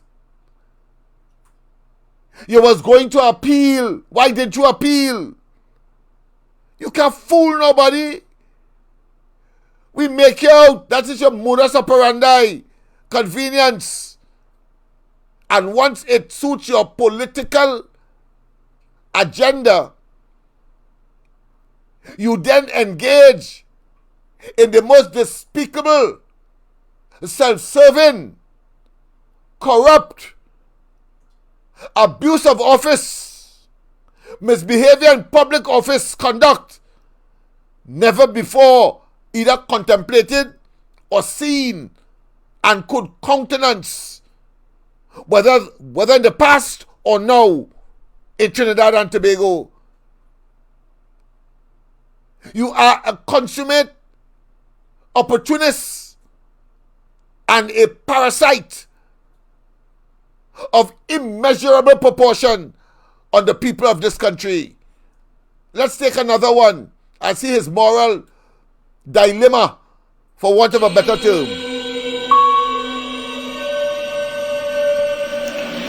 Listen to him. In this PNM crowd, I think I better confess something to you. Those who know me very well will know what I'm saying to you now. I didn't really want this job. I didn't want this job. I want to tell us something. He didn't want the job. But it's about 4 times he told us that,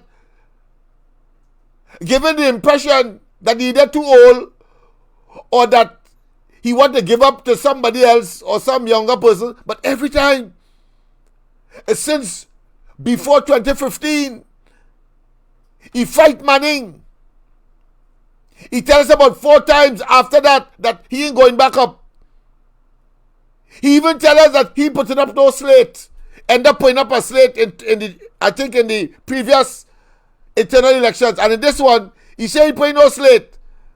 But everybody know who he backing. This nasty power mongerer, evil and despotic. Listen to him again. He didn't want the job. That is what he was saying before 2015, you know. He don't want the job. Everybody know him well. All who know him. But that is the man who did what?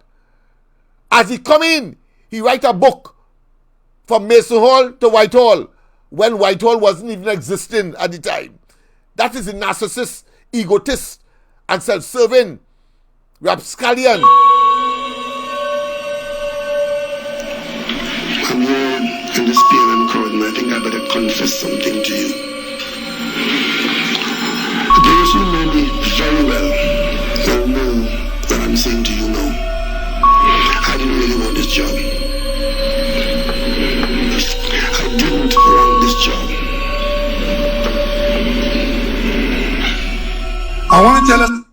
And he said it similar. You see, he has a pattern. A fellow like me will observe, of course, and I'm sharing it with you. He has a pattern. So in that period when talk came up that he too black to be the head of the PNM, I don't know what white man PNM ever had as head. Unless they consider Eric Williams to be one, I don't know.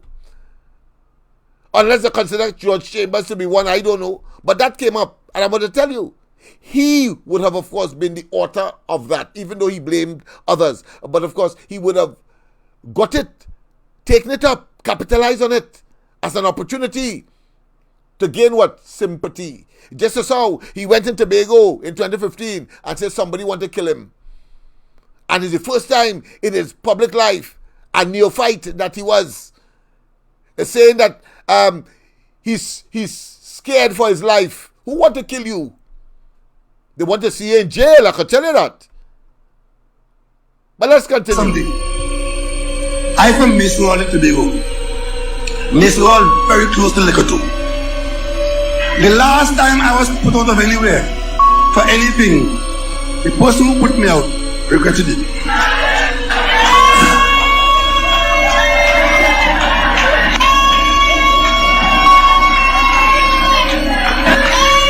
Remember I was in the cabinet? I took issue over the behavior of Calder Hart and Unicop. And what happened to me? I was put out of the cabinet. The person who put me out regretted it.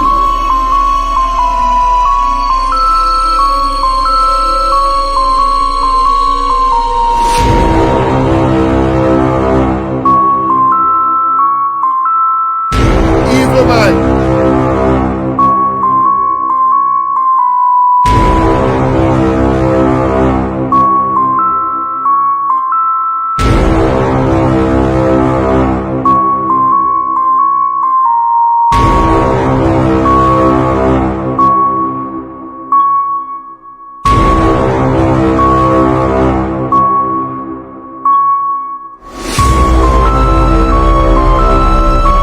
Government is not closing down hypocrites. The statement from Prime Minister Dr. Rowley. Yes, indeed. Yes, indeed. Sleazy, evil. And he must be depicted in that way. He must be depicted in that way because he is the personification of the devil on earth for doing Trinbago Nyan's that level of wickedness simply because he is naturally evil. And I recall when he sang on a Baptist day, and I cannot forgive, I cannot not remember. It will be remiss of me and a betrayal of my faith, Shouter Baptist, if I do not mention looking like the Riddler. He started to raise a hymn, somebody touch him, and I say to him, his Manning will slap you. Somebody touch you what? Manning slap you. And all of the other disrespect that emerged from that, including young people making up tunes. And he goes on a platform and say, I go see you for Carnival. All them kind of bigotry statement, those kinds of contempt for a country that has a healthy respect for cosmopolitanism, for our cosmopolitan environment, and the respect for differences in religious pursuits, rituals, and dogmas. I'm here in this PNM crowd, and I think I better confess something to you. That evil man. Those who know me very well will know what I'm saying to you now. I didn't really want this job. I didn't want this job. Let's continue.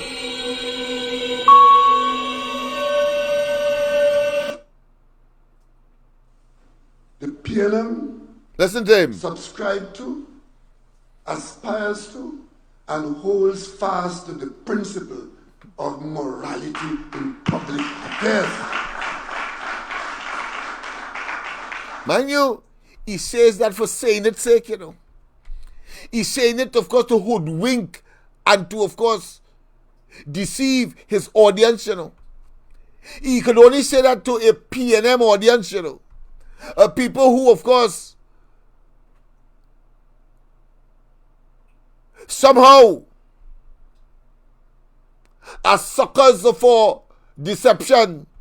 Suckers for deception. Can't see through that. Don't know that he is said to a former and prime minister and a woman where the monkey must put the nuts. Tell women they like golf courses. Tell young girls that they like hyenas in the African jungle. Tell battered women that he's not in the bedroom and he can't tell them what man to take. That man perverting the office of Prime Minister and pretending to be Prime Minister.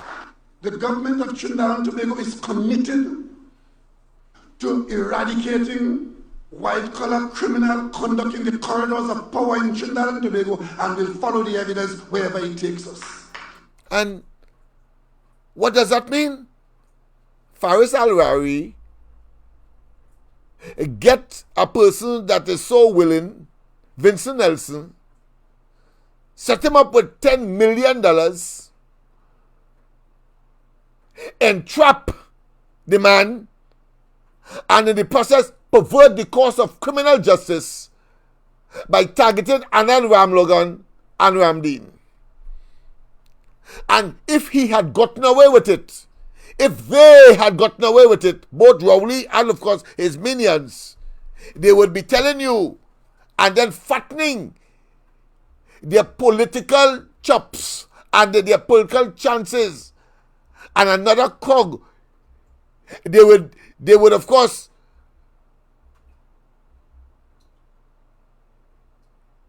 tell one to another, encourage and of course hug and praise that we catch them. Has nothing to do with destroying a man's reputation, a man's hard-earned work, and in this case in the legal fraternity, Anand Ramlogan, well respected, well known, a fighter for the barefooted man or the ordinary man. And like all of us, they will make mistakes, but he, Rowley, he don't make no mistake at all. That is what he wants to project to us.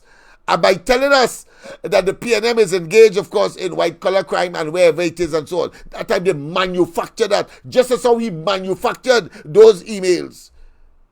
Should I say email? Or fake pieces of paper? Nasty man. They weaponize government against the people.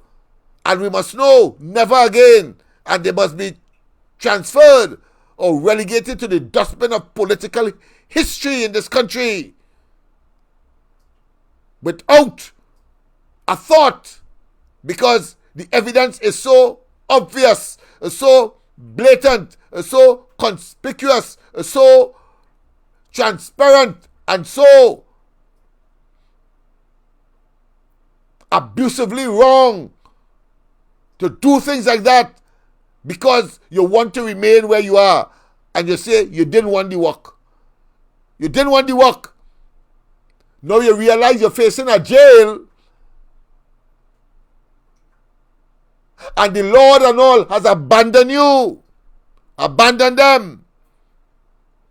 Oh, what a tangled web we weave when we first set out to deceive.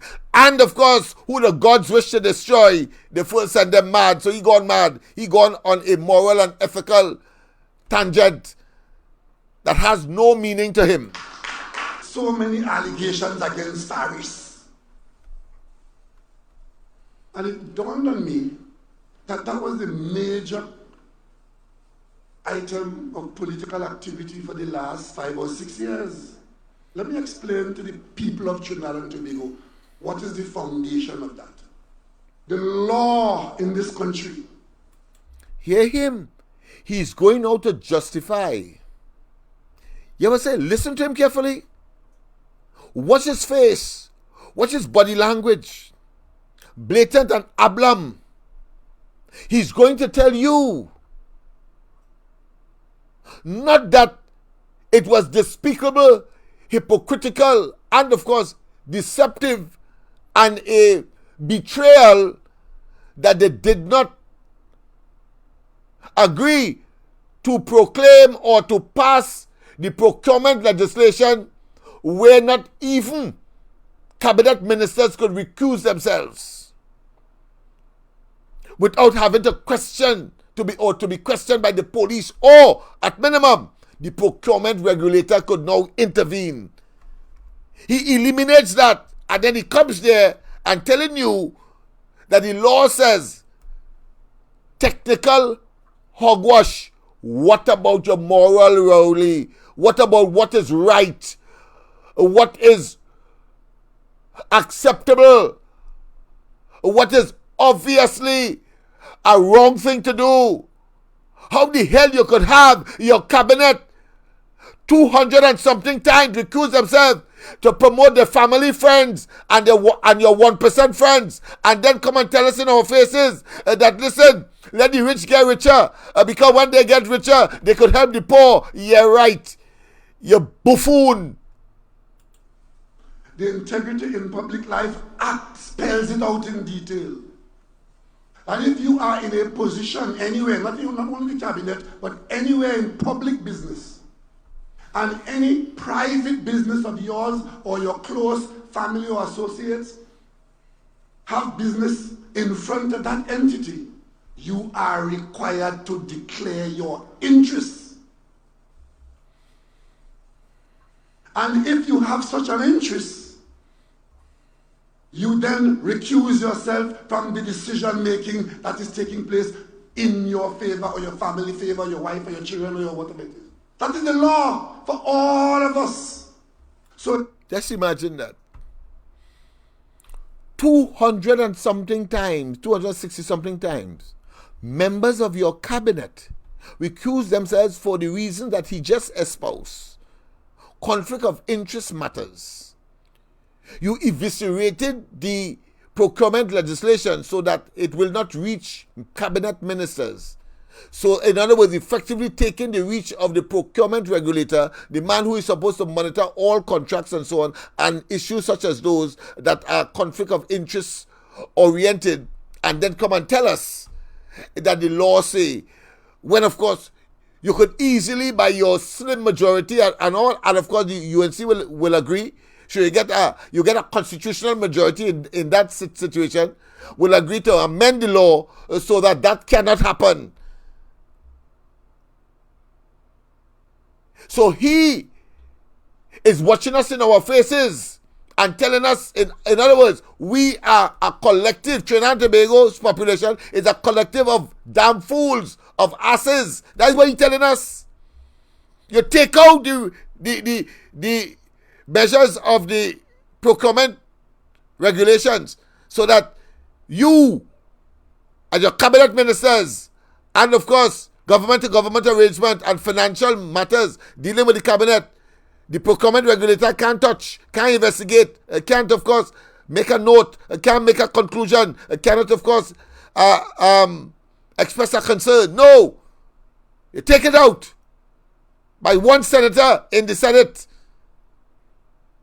We don't know what she was given in order to do so, but it happened. But the fact is that if you are so moralistic and you have the opportunity, of course, to make certain and to remove all doubt from the population that you are not corrupt and that you are not self-serving, but I know that that is just an exercise in futility, because you only have to watch at Balize House and see the multi-million-dollar monstrosity. And the question is, where the hell all they get all that money? Some say 50 million, some say 100 million. Where you get that money, Rowley? How come you couldn't do it before 2015? How come Al-Rari couldn't, of course, build his second building at number 3, Alexandra, and the first one at number 1? He could have hardly completed it even when Manning was around. He completed it, of course, during the UNC reign, when on the cusp of that elections of 2010, they signed a 3-year contract. But you ain't see that, but you see it for the UNC. You see it with OS and some clause that you believe that they will take some advantage of. You ain't see it when, of course, your government members in Tobago sign off. The PNM Tobago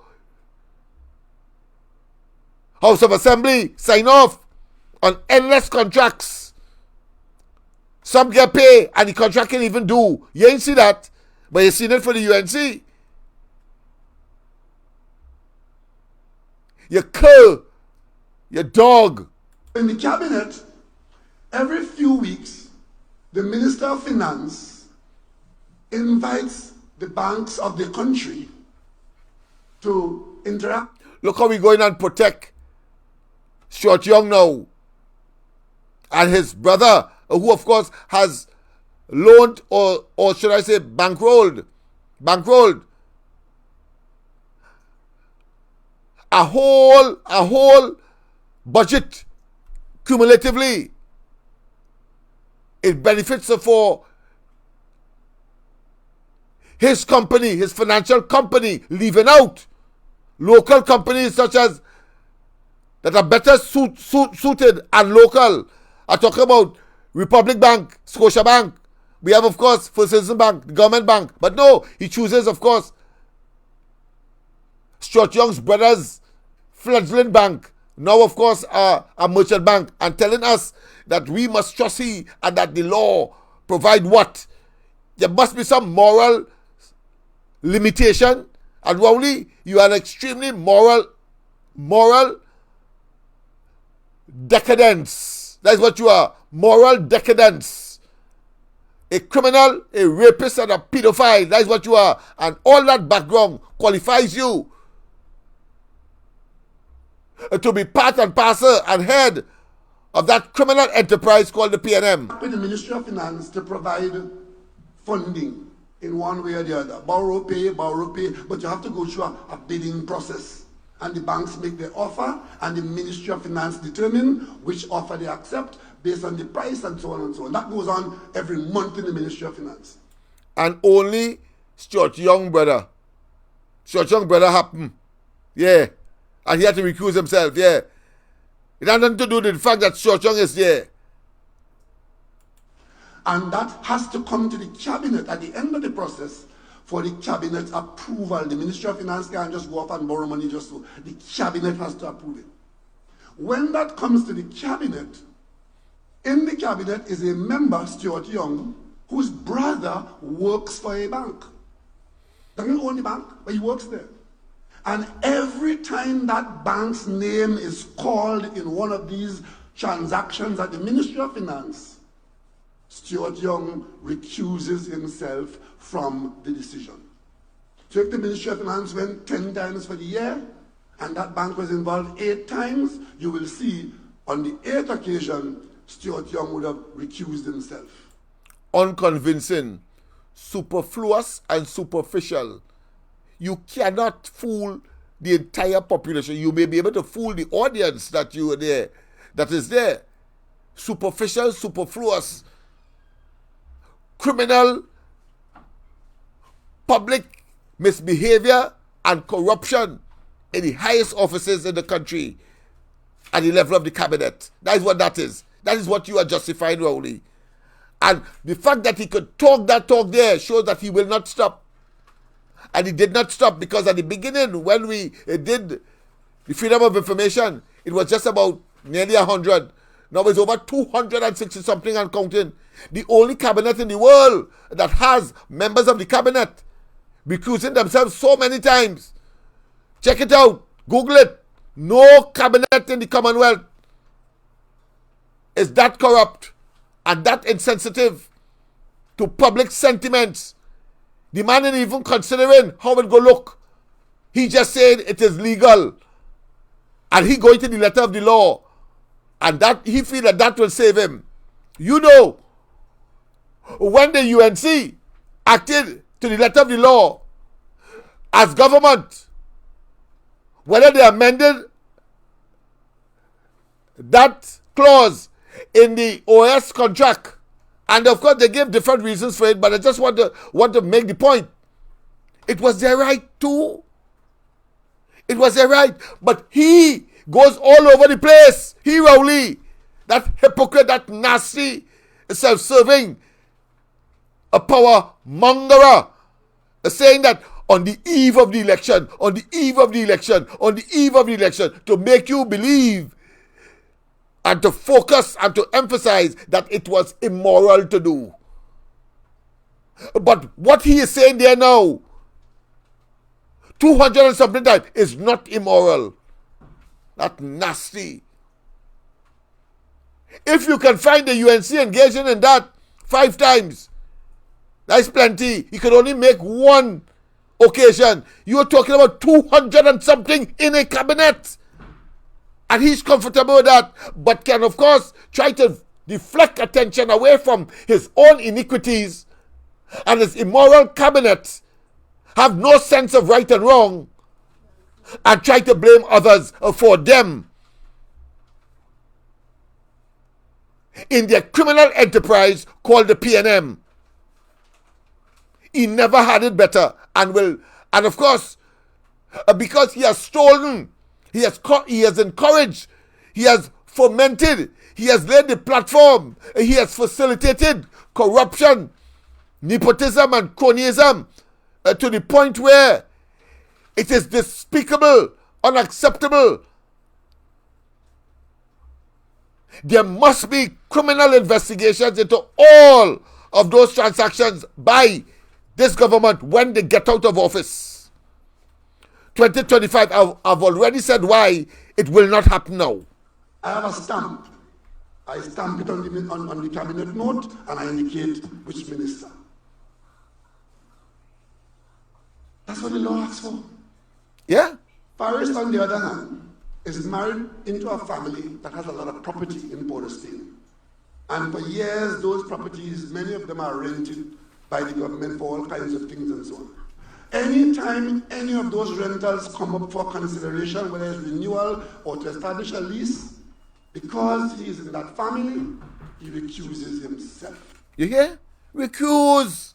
And he's saying that gingerly. He's saying that ablum. He's saying that nonchalant. And it's no big thing.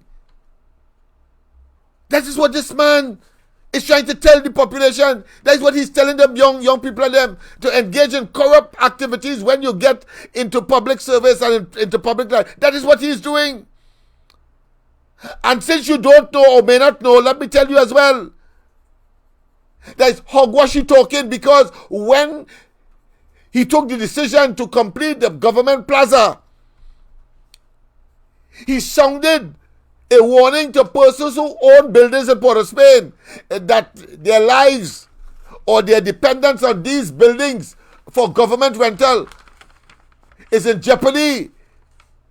In other words, he will use the new building to house most, if not all, of the ministries. And yet still, Al-Rawi built a building at number 3. And there suddenly, and even before the building was finished, and even before the contract was signed, the Ministry of Public Administration moved into the building at number 3. You understand what is happening here? Yes, indeed. Of course, I was sent a note again, and Mary is thanking you for, of course, your calls and so on. Those of you who have called, and of course, she asked me to remind you about that drive again, because she seemed to want to always have me not spend a good Christmas morning. I have to be all over the country delivering hampers. So, all right, okay, it's all right. But that is something that I love doing.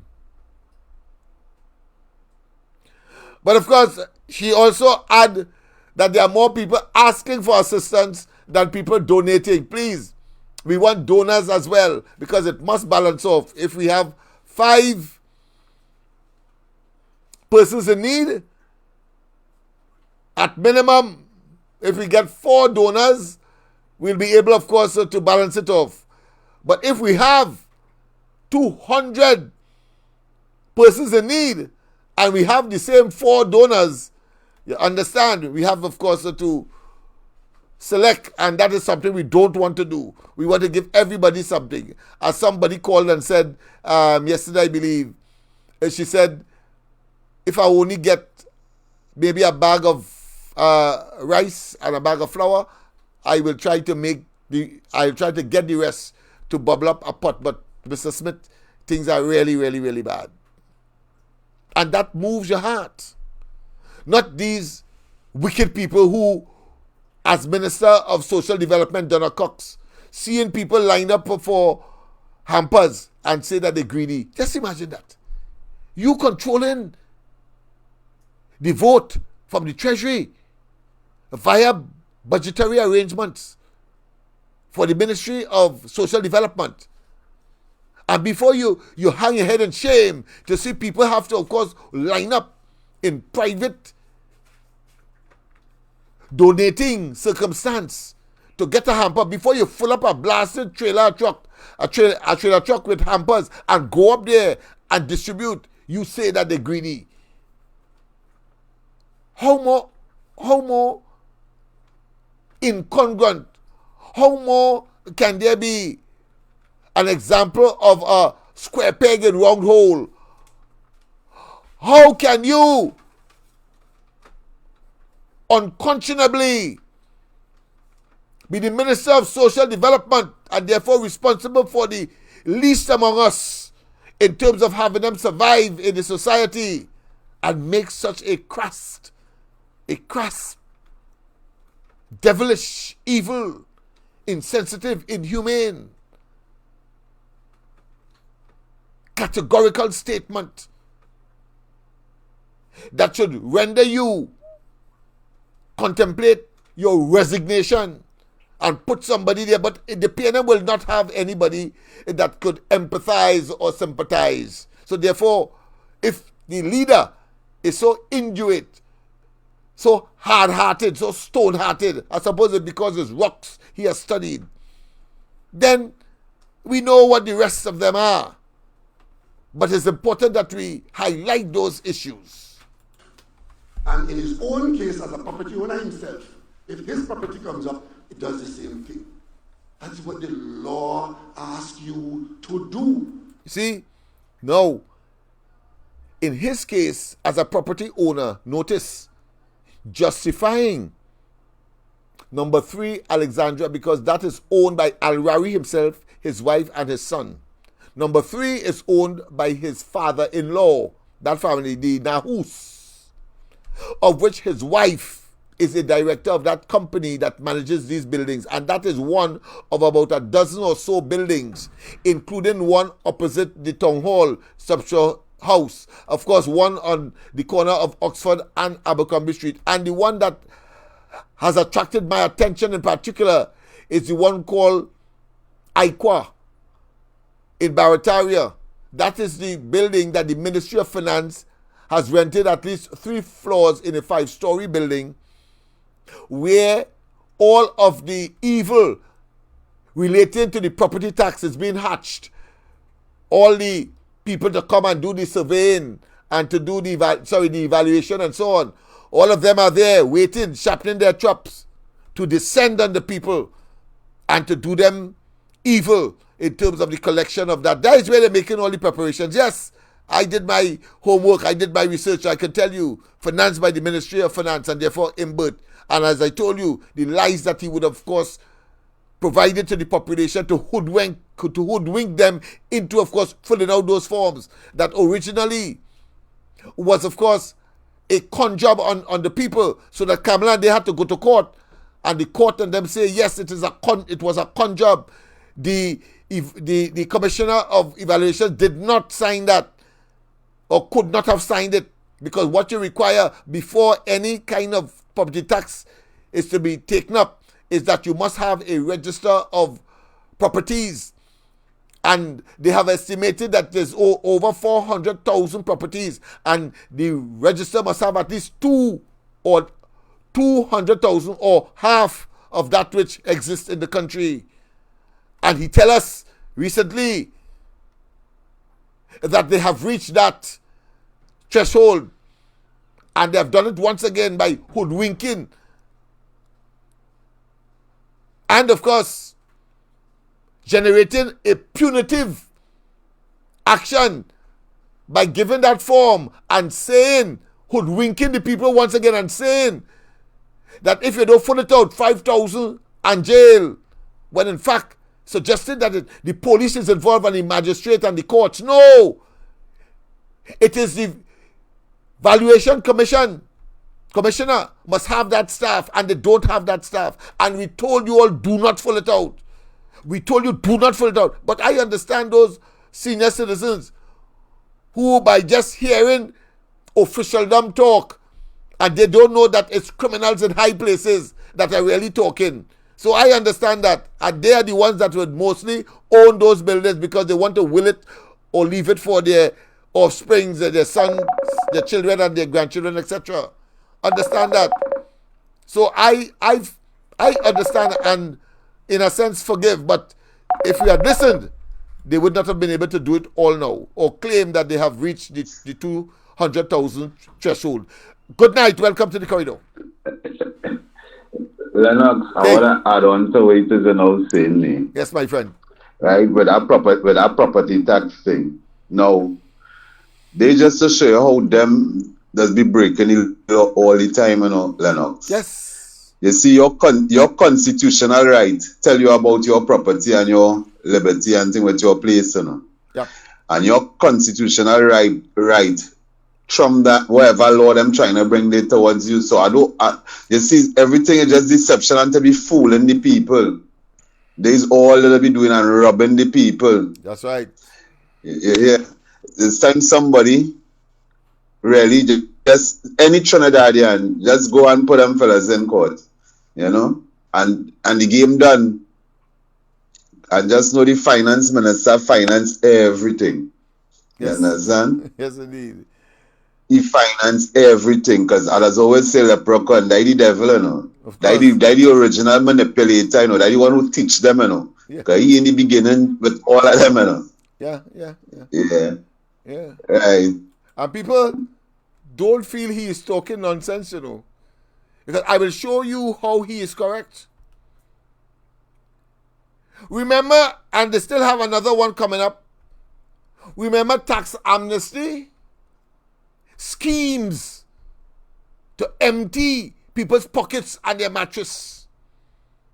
That's what that is about, To get as much as possible, but devise schemes to do it.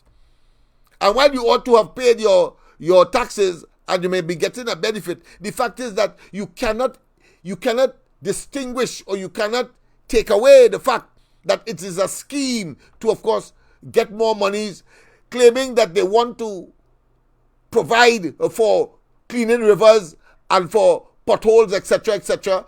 And next thing, you're getting none of that, but they continue to devise schemes to pull as much money from the population as possible, making you more poor. I'm finished there. What about the dollar, the $100 bills, exchange, polymer for cotton? They devised that, saying it is a national security issue. I mean, that is the most blatant of them all. And then, it's only recently, again, through Freedom of Information, we learned that over 500 million, so 500 million of those notes were not returned. So where that money gone? They take that too. And at the same time, they put it and did it in such a way so that the banks and them, when you go to the bank to exchange, you walk with 100,000, they tell you, well, listen, we're running out of the new notes. So you had to leave. You had to open an account. You had to leave half of it in the bank. In the process, of course, they generate an opportunity for their 1% friends to have their banks awash with money that you would not normally want to put in the bank. Put it below your mattress and keep it there because you trust your mattress more than them. They have created a condition, a scenario for that, all of which is evil. All of that is conmanship. So you understand. So I was not surprised, for example, when, of course, in Pushback 1, 20-something of our colleagues were arrested. I wasn't surprised when they threw tear gas at the people because they want to suppress and they want, of course, to have you believe that they could beat you into submission. No, we are a wily group. We are a wily people. We are a people that is sensitive to freedom. We revere our democracy and fundamental rights. The right to move, the right to criticize, the right to tell Rowley and them where to get off, the right, of course, to tell them hold their ass, the right to make certain that at the end of the day, they are made to pay criminally and civilly for the evil that they would have done to the population. People, we have come to the end of the night. It's already after 10:30. Of course, I compensate you. I believe I want to ask Salome and them, where have you reached? The people in Upper Passage Street, where have you reached with that document that I have asked you for, Trevor has in his possession? Please give me an update because I would want during the course of the holidays to, of course, put everything in place because when 2023 comes, all hell will break loose on the East-West corridor. Lennox Smith will be at your disposal leading the charge. Look at this. As I speak to you now, when we came into government, we met the highway to Point 14 stopped.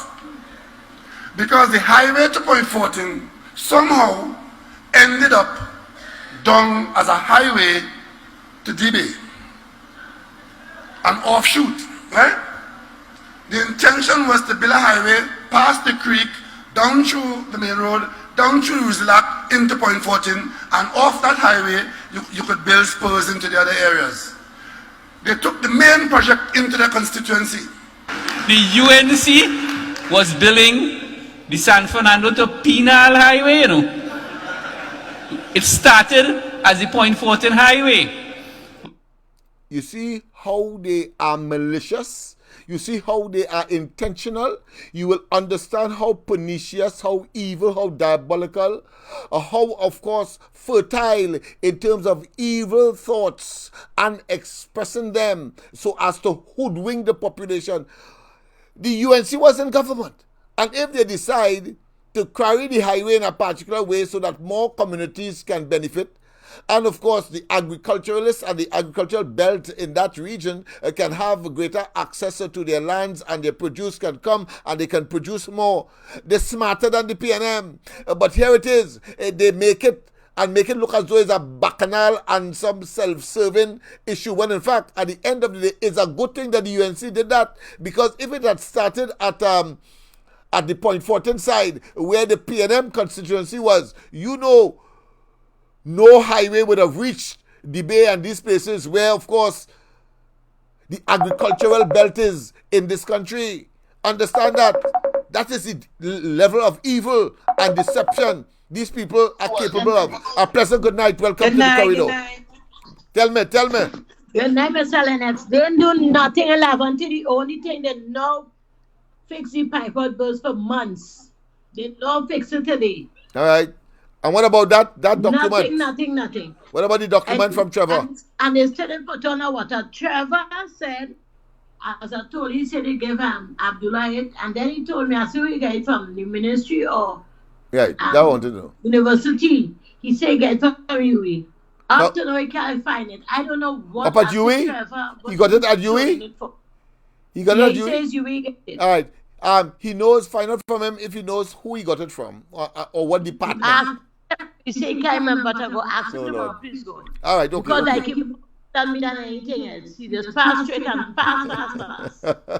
I need to get it because we have some work to do. I don't want to stick, but I need to get that because I want to. You see, them fellas don't intend to leave government.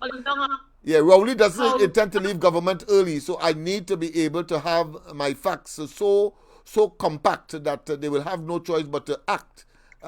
Because if it's a different government, the UNC, for example, I would have no problem. I don't even need it if it's the UNC because they would listen. But they have no care. They have no care. You have to argue to do something in their own constituency for their own constituents. I mean, and that is despicable. But that is the nature of the beast, and therefore we have to respond. If we need a cannon to, of course, shoot it down, then so be it. If we need a bow and arrow, so be it. And if we need an atomic bomb, we will certainly look to find one. So let us when we're going out 2025, he will stay as long as is possible because they are criminals. They have no interest in the people. It's not about decency. It's not about moral. It's not about ethics. It is about power for them. And of course, definitely, getting rich off of us. 34 versus what can Go ahead, Amir. Psalm 7, 90:11. Mm. As the scriptures say in the Bible, the wicked they will be there. Although you know you will then have nothing in the court with you, will then have everything because you can't carry nothing in it. You just sick and wicked and demonized. Because look and you will be know, whatever has given grass. That's right. He's an evil man. Well said. Wicked, probably face. You see this old raper man, the man old. Rolling to put a black garbage bag over his face. I don't know who could watch this man on his face. The man very ugly and very old and disappointed. Nasty old man. Just as how he faces is so he is. Yeah, evil, ugly, outside and inside. Thank you very much. That's it. But your program was very, very good tonight. Always good, but I enjoyed top of the line. Very good all the time. Thank you very much. Okay, tell all of Laventille, Parsons Street and so on to lock on every night from 8 o'clock. Yeah, but all right. Yeah. Yes, indeed. And of course, as she's talking Psalm and scriptures, Sunday morning at 5 o'clock, octogenarian, a person of 80 years of age and above, called me. I said she doesn't know me, but she thought she got a vision and that I should look at Psalm 10. So I got a version of it, of course, the new international version that speaks, of course, language that we know rather than thou art and all them kind of thing. So the expression, of course, is what we modern English, in other words. And I looked at it, and then I realized that what she was saying is true, having regard to what the last caller said. And I look at let me read verse 6 and 7 for you. I will read the entire thing tomorrow night. But of course, verse 6 says, I talk about Psalm 10, so you can have a look at it as well. It says, he says to himself, nothing will ever shake me. Nothing will ever shake me. He swears, no one will ever do me harm. So, in other words, he defined God and all. Rowley defined God. He believed that he's a demigod right now, half man, half God. And of course, 7 says, His mouth is full of lies and threats. Trouble and evil are under his tongue. And let me just read 5. Let me read 4. In his pride and wicked in his pride, the wicked man does not seek himself. In all his thoughts, there is no room for God. In all his thoughts, there is no room for God, because in his pride, the wicked man does not seek him. Him meaning God. Doesn't seek him. But he will talk it, as we see Rowley. So on the day of prayer, announced by Rowley, that is what this 80-year-old octogenarian asked me to look at 5 o'clock in the morning, and I did look at it, and I did read it on the program on Sunday in its entirety, and I promised to do it here on the corridor transformation in the night. So I'll do the entire thing tomorrow. I'll read it tomorrow, so you'll have a description as to truly what Rowley and his minions are. Of course, as you notice with respect to this particular video, he was attempting to say that, and attempting to generate the narrative so as to create political fodder, to get a political advantage again, and of course to impose the race thing. Because you heard Khan when he said that it was going and stop in the Bay. Oh, how despicable, how opportunistic, how parasitic. But look at that, the first leg of the highway was Golconda to Davie. And then it continued to Penal. It almost finished to Penal, you know. After that, they would have stopped, they would have forget you. See, that is how dangerous these people are.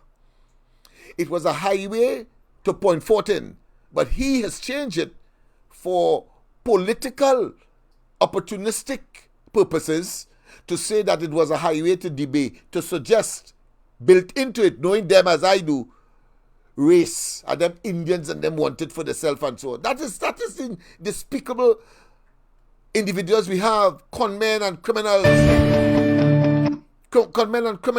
that we have in public office. I trust that tonight would have been, of course, helpful and, of course, very edifying, as well as we, of course, continue to treat with the whole question of looking at, in this sinking boat to call Trinidad and Tobago, not yet to the bottom. We have a duty, of course, to resurface it, to revive Trinidad and Tobago and take it to safe port and or landing. That being as it may, I have to remind you once again that it is not about FET. It is about your circumstance and what your priorities are and the necessities you must focus, because you have one salary that has to spread over increasing costs of the same commodity. You ain't using more. You may have to use less, but even using less, because the government has increased the cost of electricity, water, etc., and demanded that you pay property tax, you will understand why I am admonishing you and cannot overemphasize your need to be cautious, you need to be circumspect, you need to be making sure that at least those necessities, put aside the change for passage, put aside the change for food, put aside the change for paying electricity bills, etc., and forget, at least for this year and any other year that the PNM is still there, until, of course, better days will come under a Kamala Prasad-Bissessar UNC administration that clearly has the formula to expand the economy, make people happier because they are people-centered and would spend the money on the people, as opposed to these people spending it on a few and then claiming that they are managing the affairs of the country totally unfit and incompetent and impotent to manage the affairs of Trinidad and Tobago. Let's go to your comments. Of course, don't forget tomorrow morning the Ground Report on 104.7. Andy, Mikey, and myself, and of course Real Media TT. I will be back, of course, tomorrow night at 8 o'clock on the Corridor Transformation. But let's have this in the background so that you have a reminder what you must not do. Fet and fet without recognizing that there is a reality after Ash Wednesday that you must face.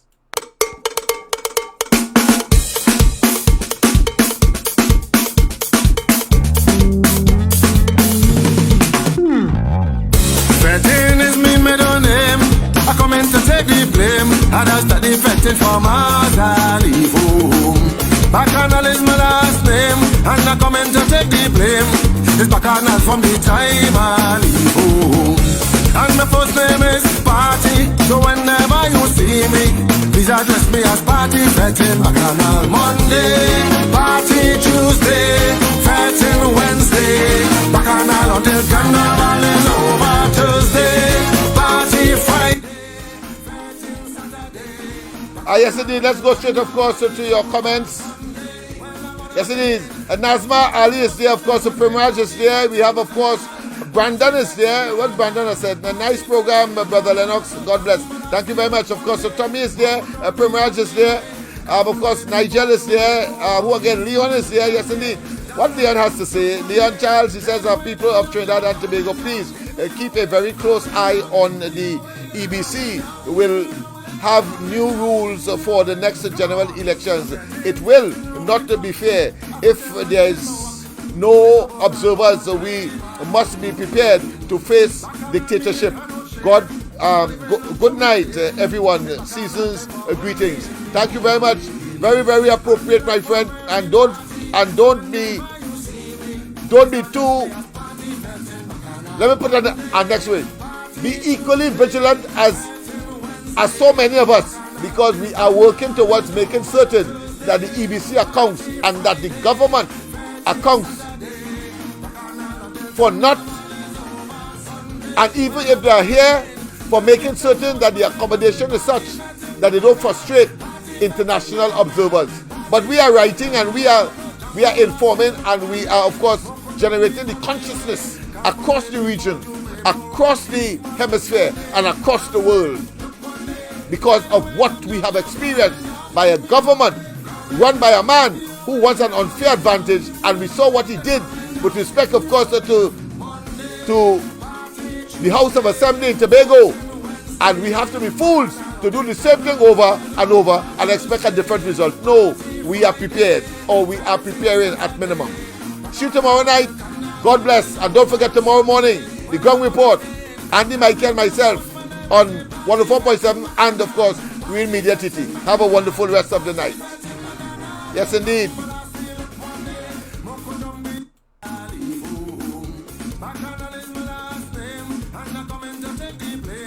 It's Bacchanal from the time I leave home.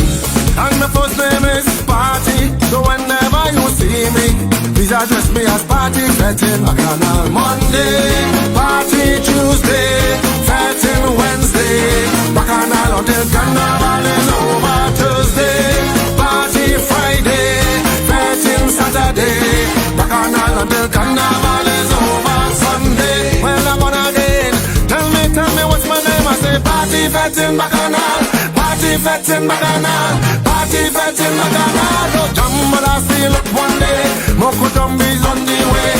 Kambole before Juve Boro, Christmas look damn day. Damn Lorraine, look one day. Anyway, them job coming down. Give me away, coming down. Give me away, they're coming down. Give me away, they're coming down. Give me away. Come on, fetting round the clock. I fetting like it's no work. It's double and overtime. I'm working. Bacchanal me and have no shame. I living up to my name. It's Bacchanal time for money in the morning.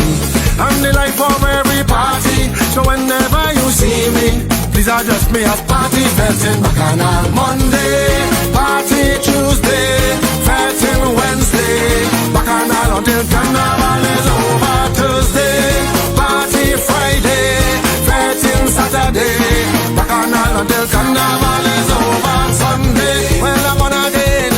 Tell me what's my name? I say Party Fetting Bacchanal, Party Fetting Bacchanal, Party party fete in Bacchanal. Jambalaya still up one day, Moko Dumbies on the way. Cambole before Juve Boro, Christmas look them day. Damn Lorraine, look one day. Anyway, them job coming down. Give me a wave, coming down. Give me a wave, they're coming down. Give me a wave, they're coming down. Give me a wave. Monday, party Tuesday, fighting Wednesday. Bacchanal until Carnival is over. Thursday, party Friday, fighting Saturday. Bacchanal until Carnival is over. Sunday, well I'm on again. Tell me what's my name? I say party fetting Bacchanal, party fetting Bacchanal, party fetting Bacchanal. Jambalaya still up one day, Moko Dumbies on the way. Cambole before Juve Boro, Christmas look them day.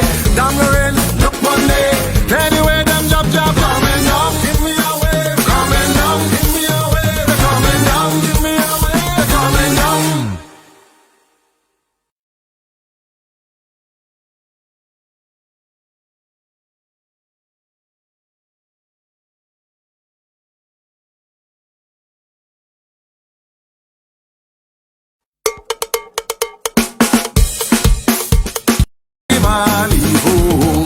And my first name is Party, so whenever you see me, please address me as Party fetting Bacchanal. Monday, party Tuesday, fetting Wednesday, Bacchanal until Carnival is over. Thursday, party Friday, fetting Saturday, Bacchanal until Carnival is over. Sunday, well I'm on again.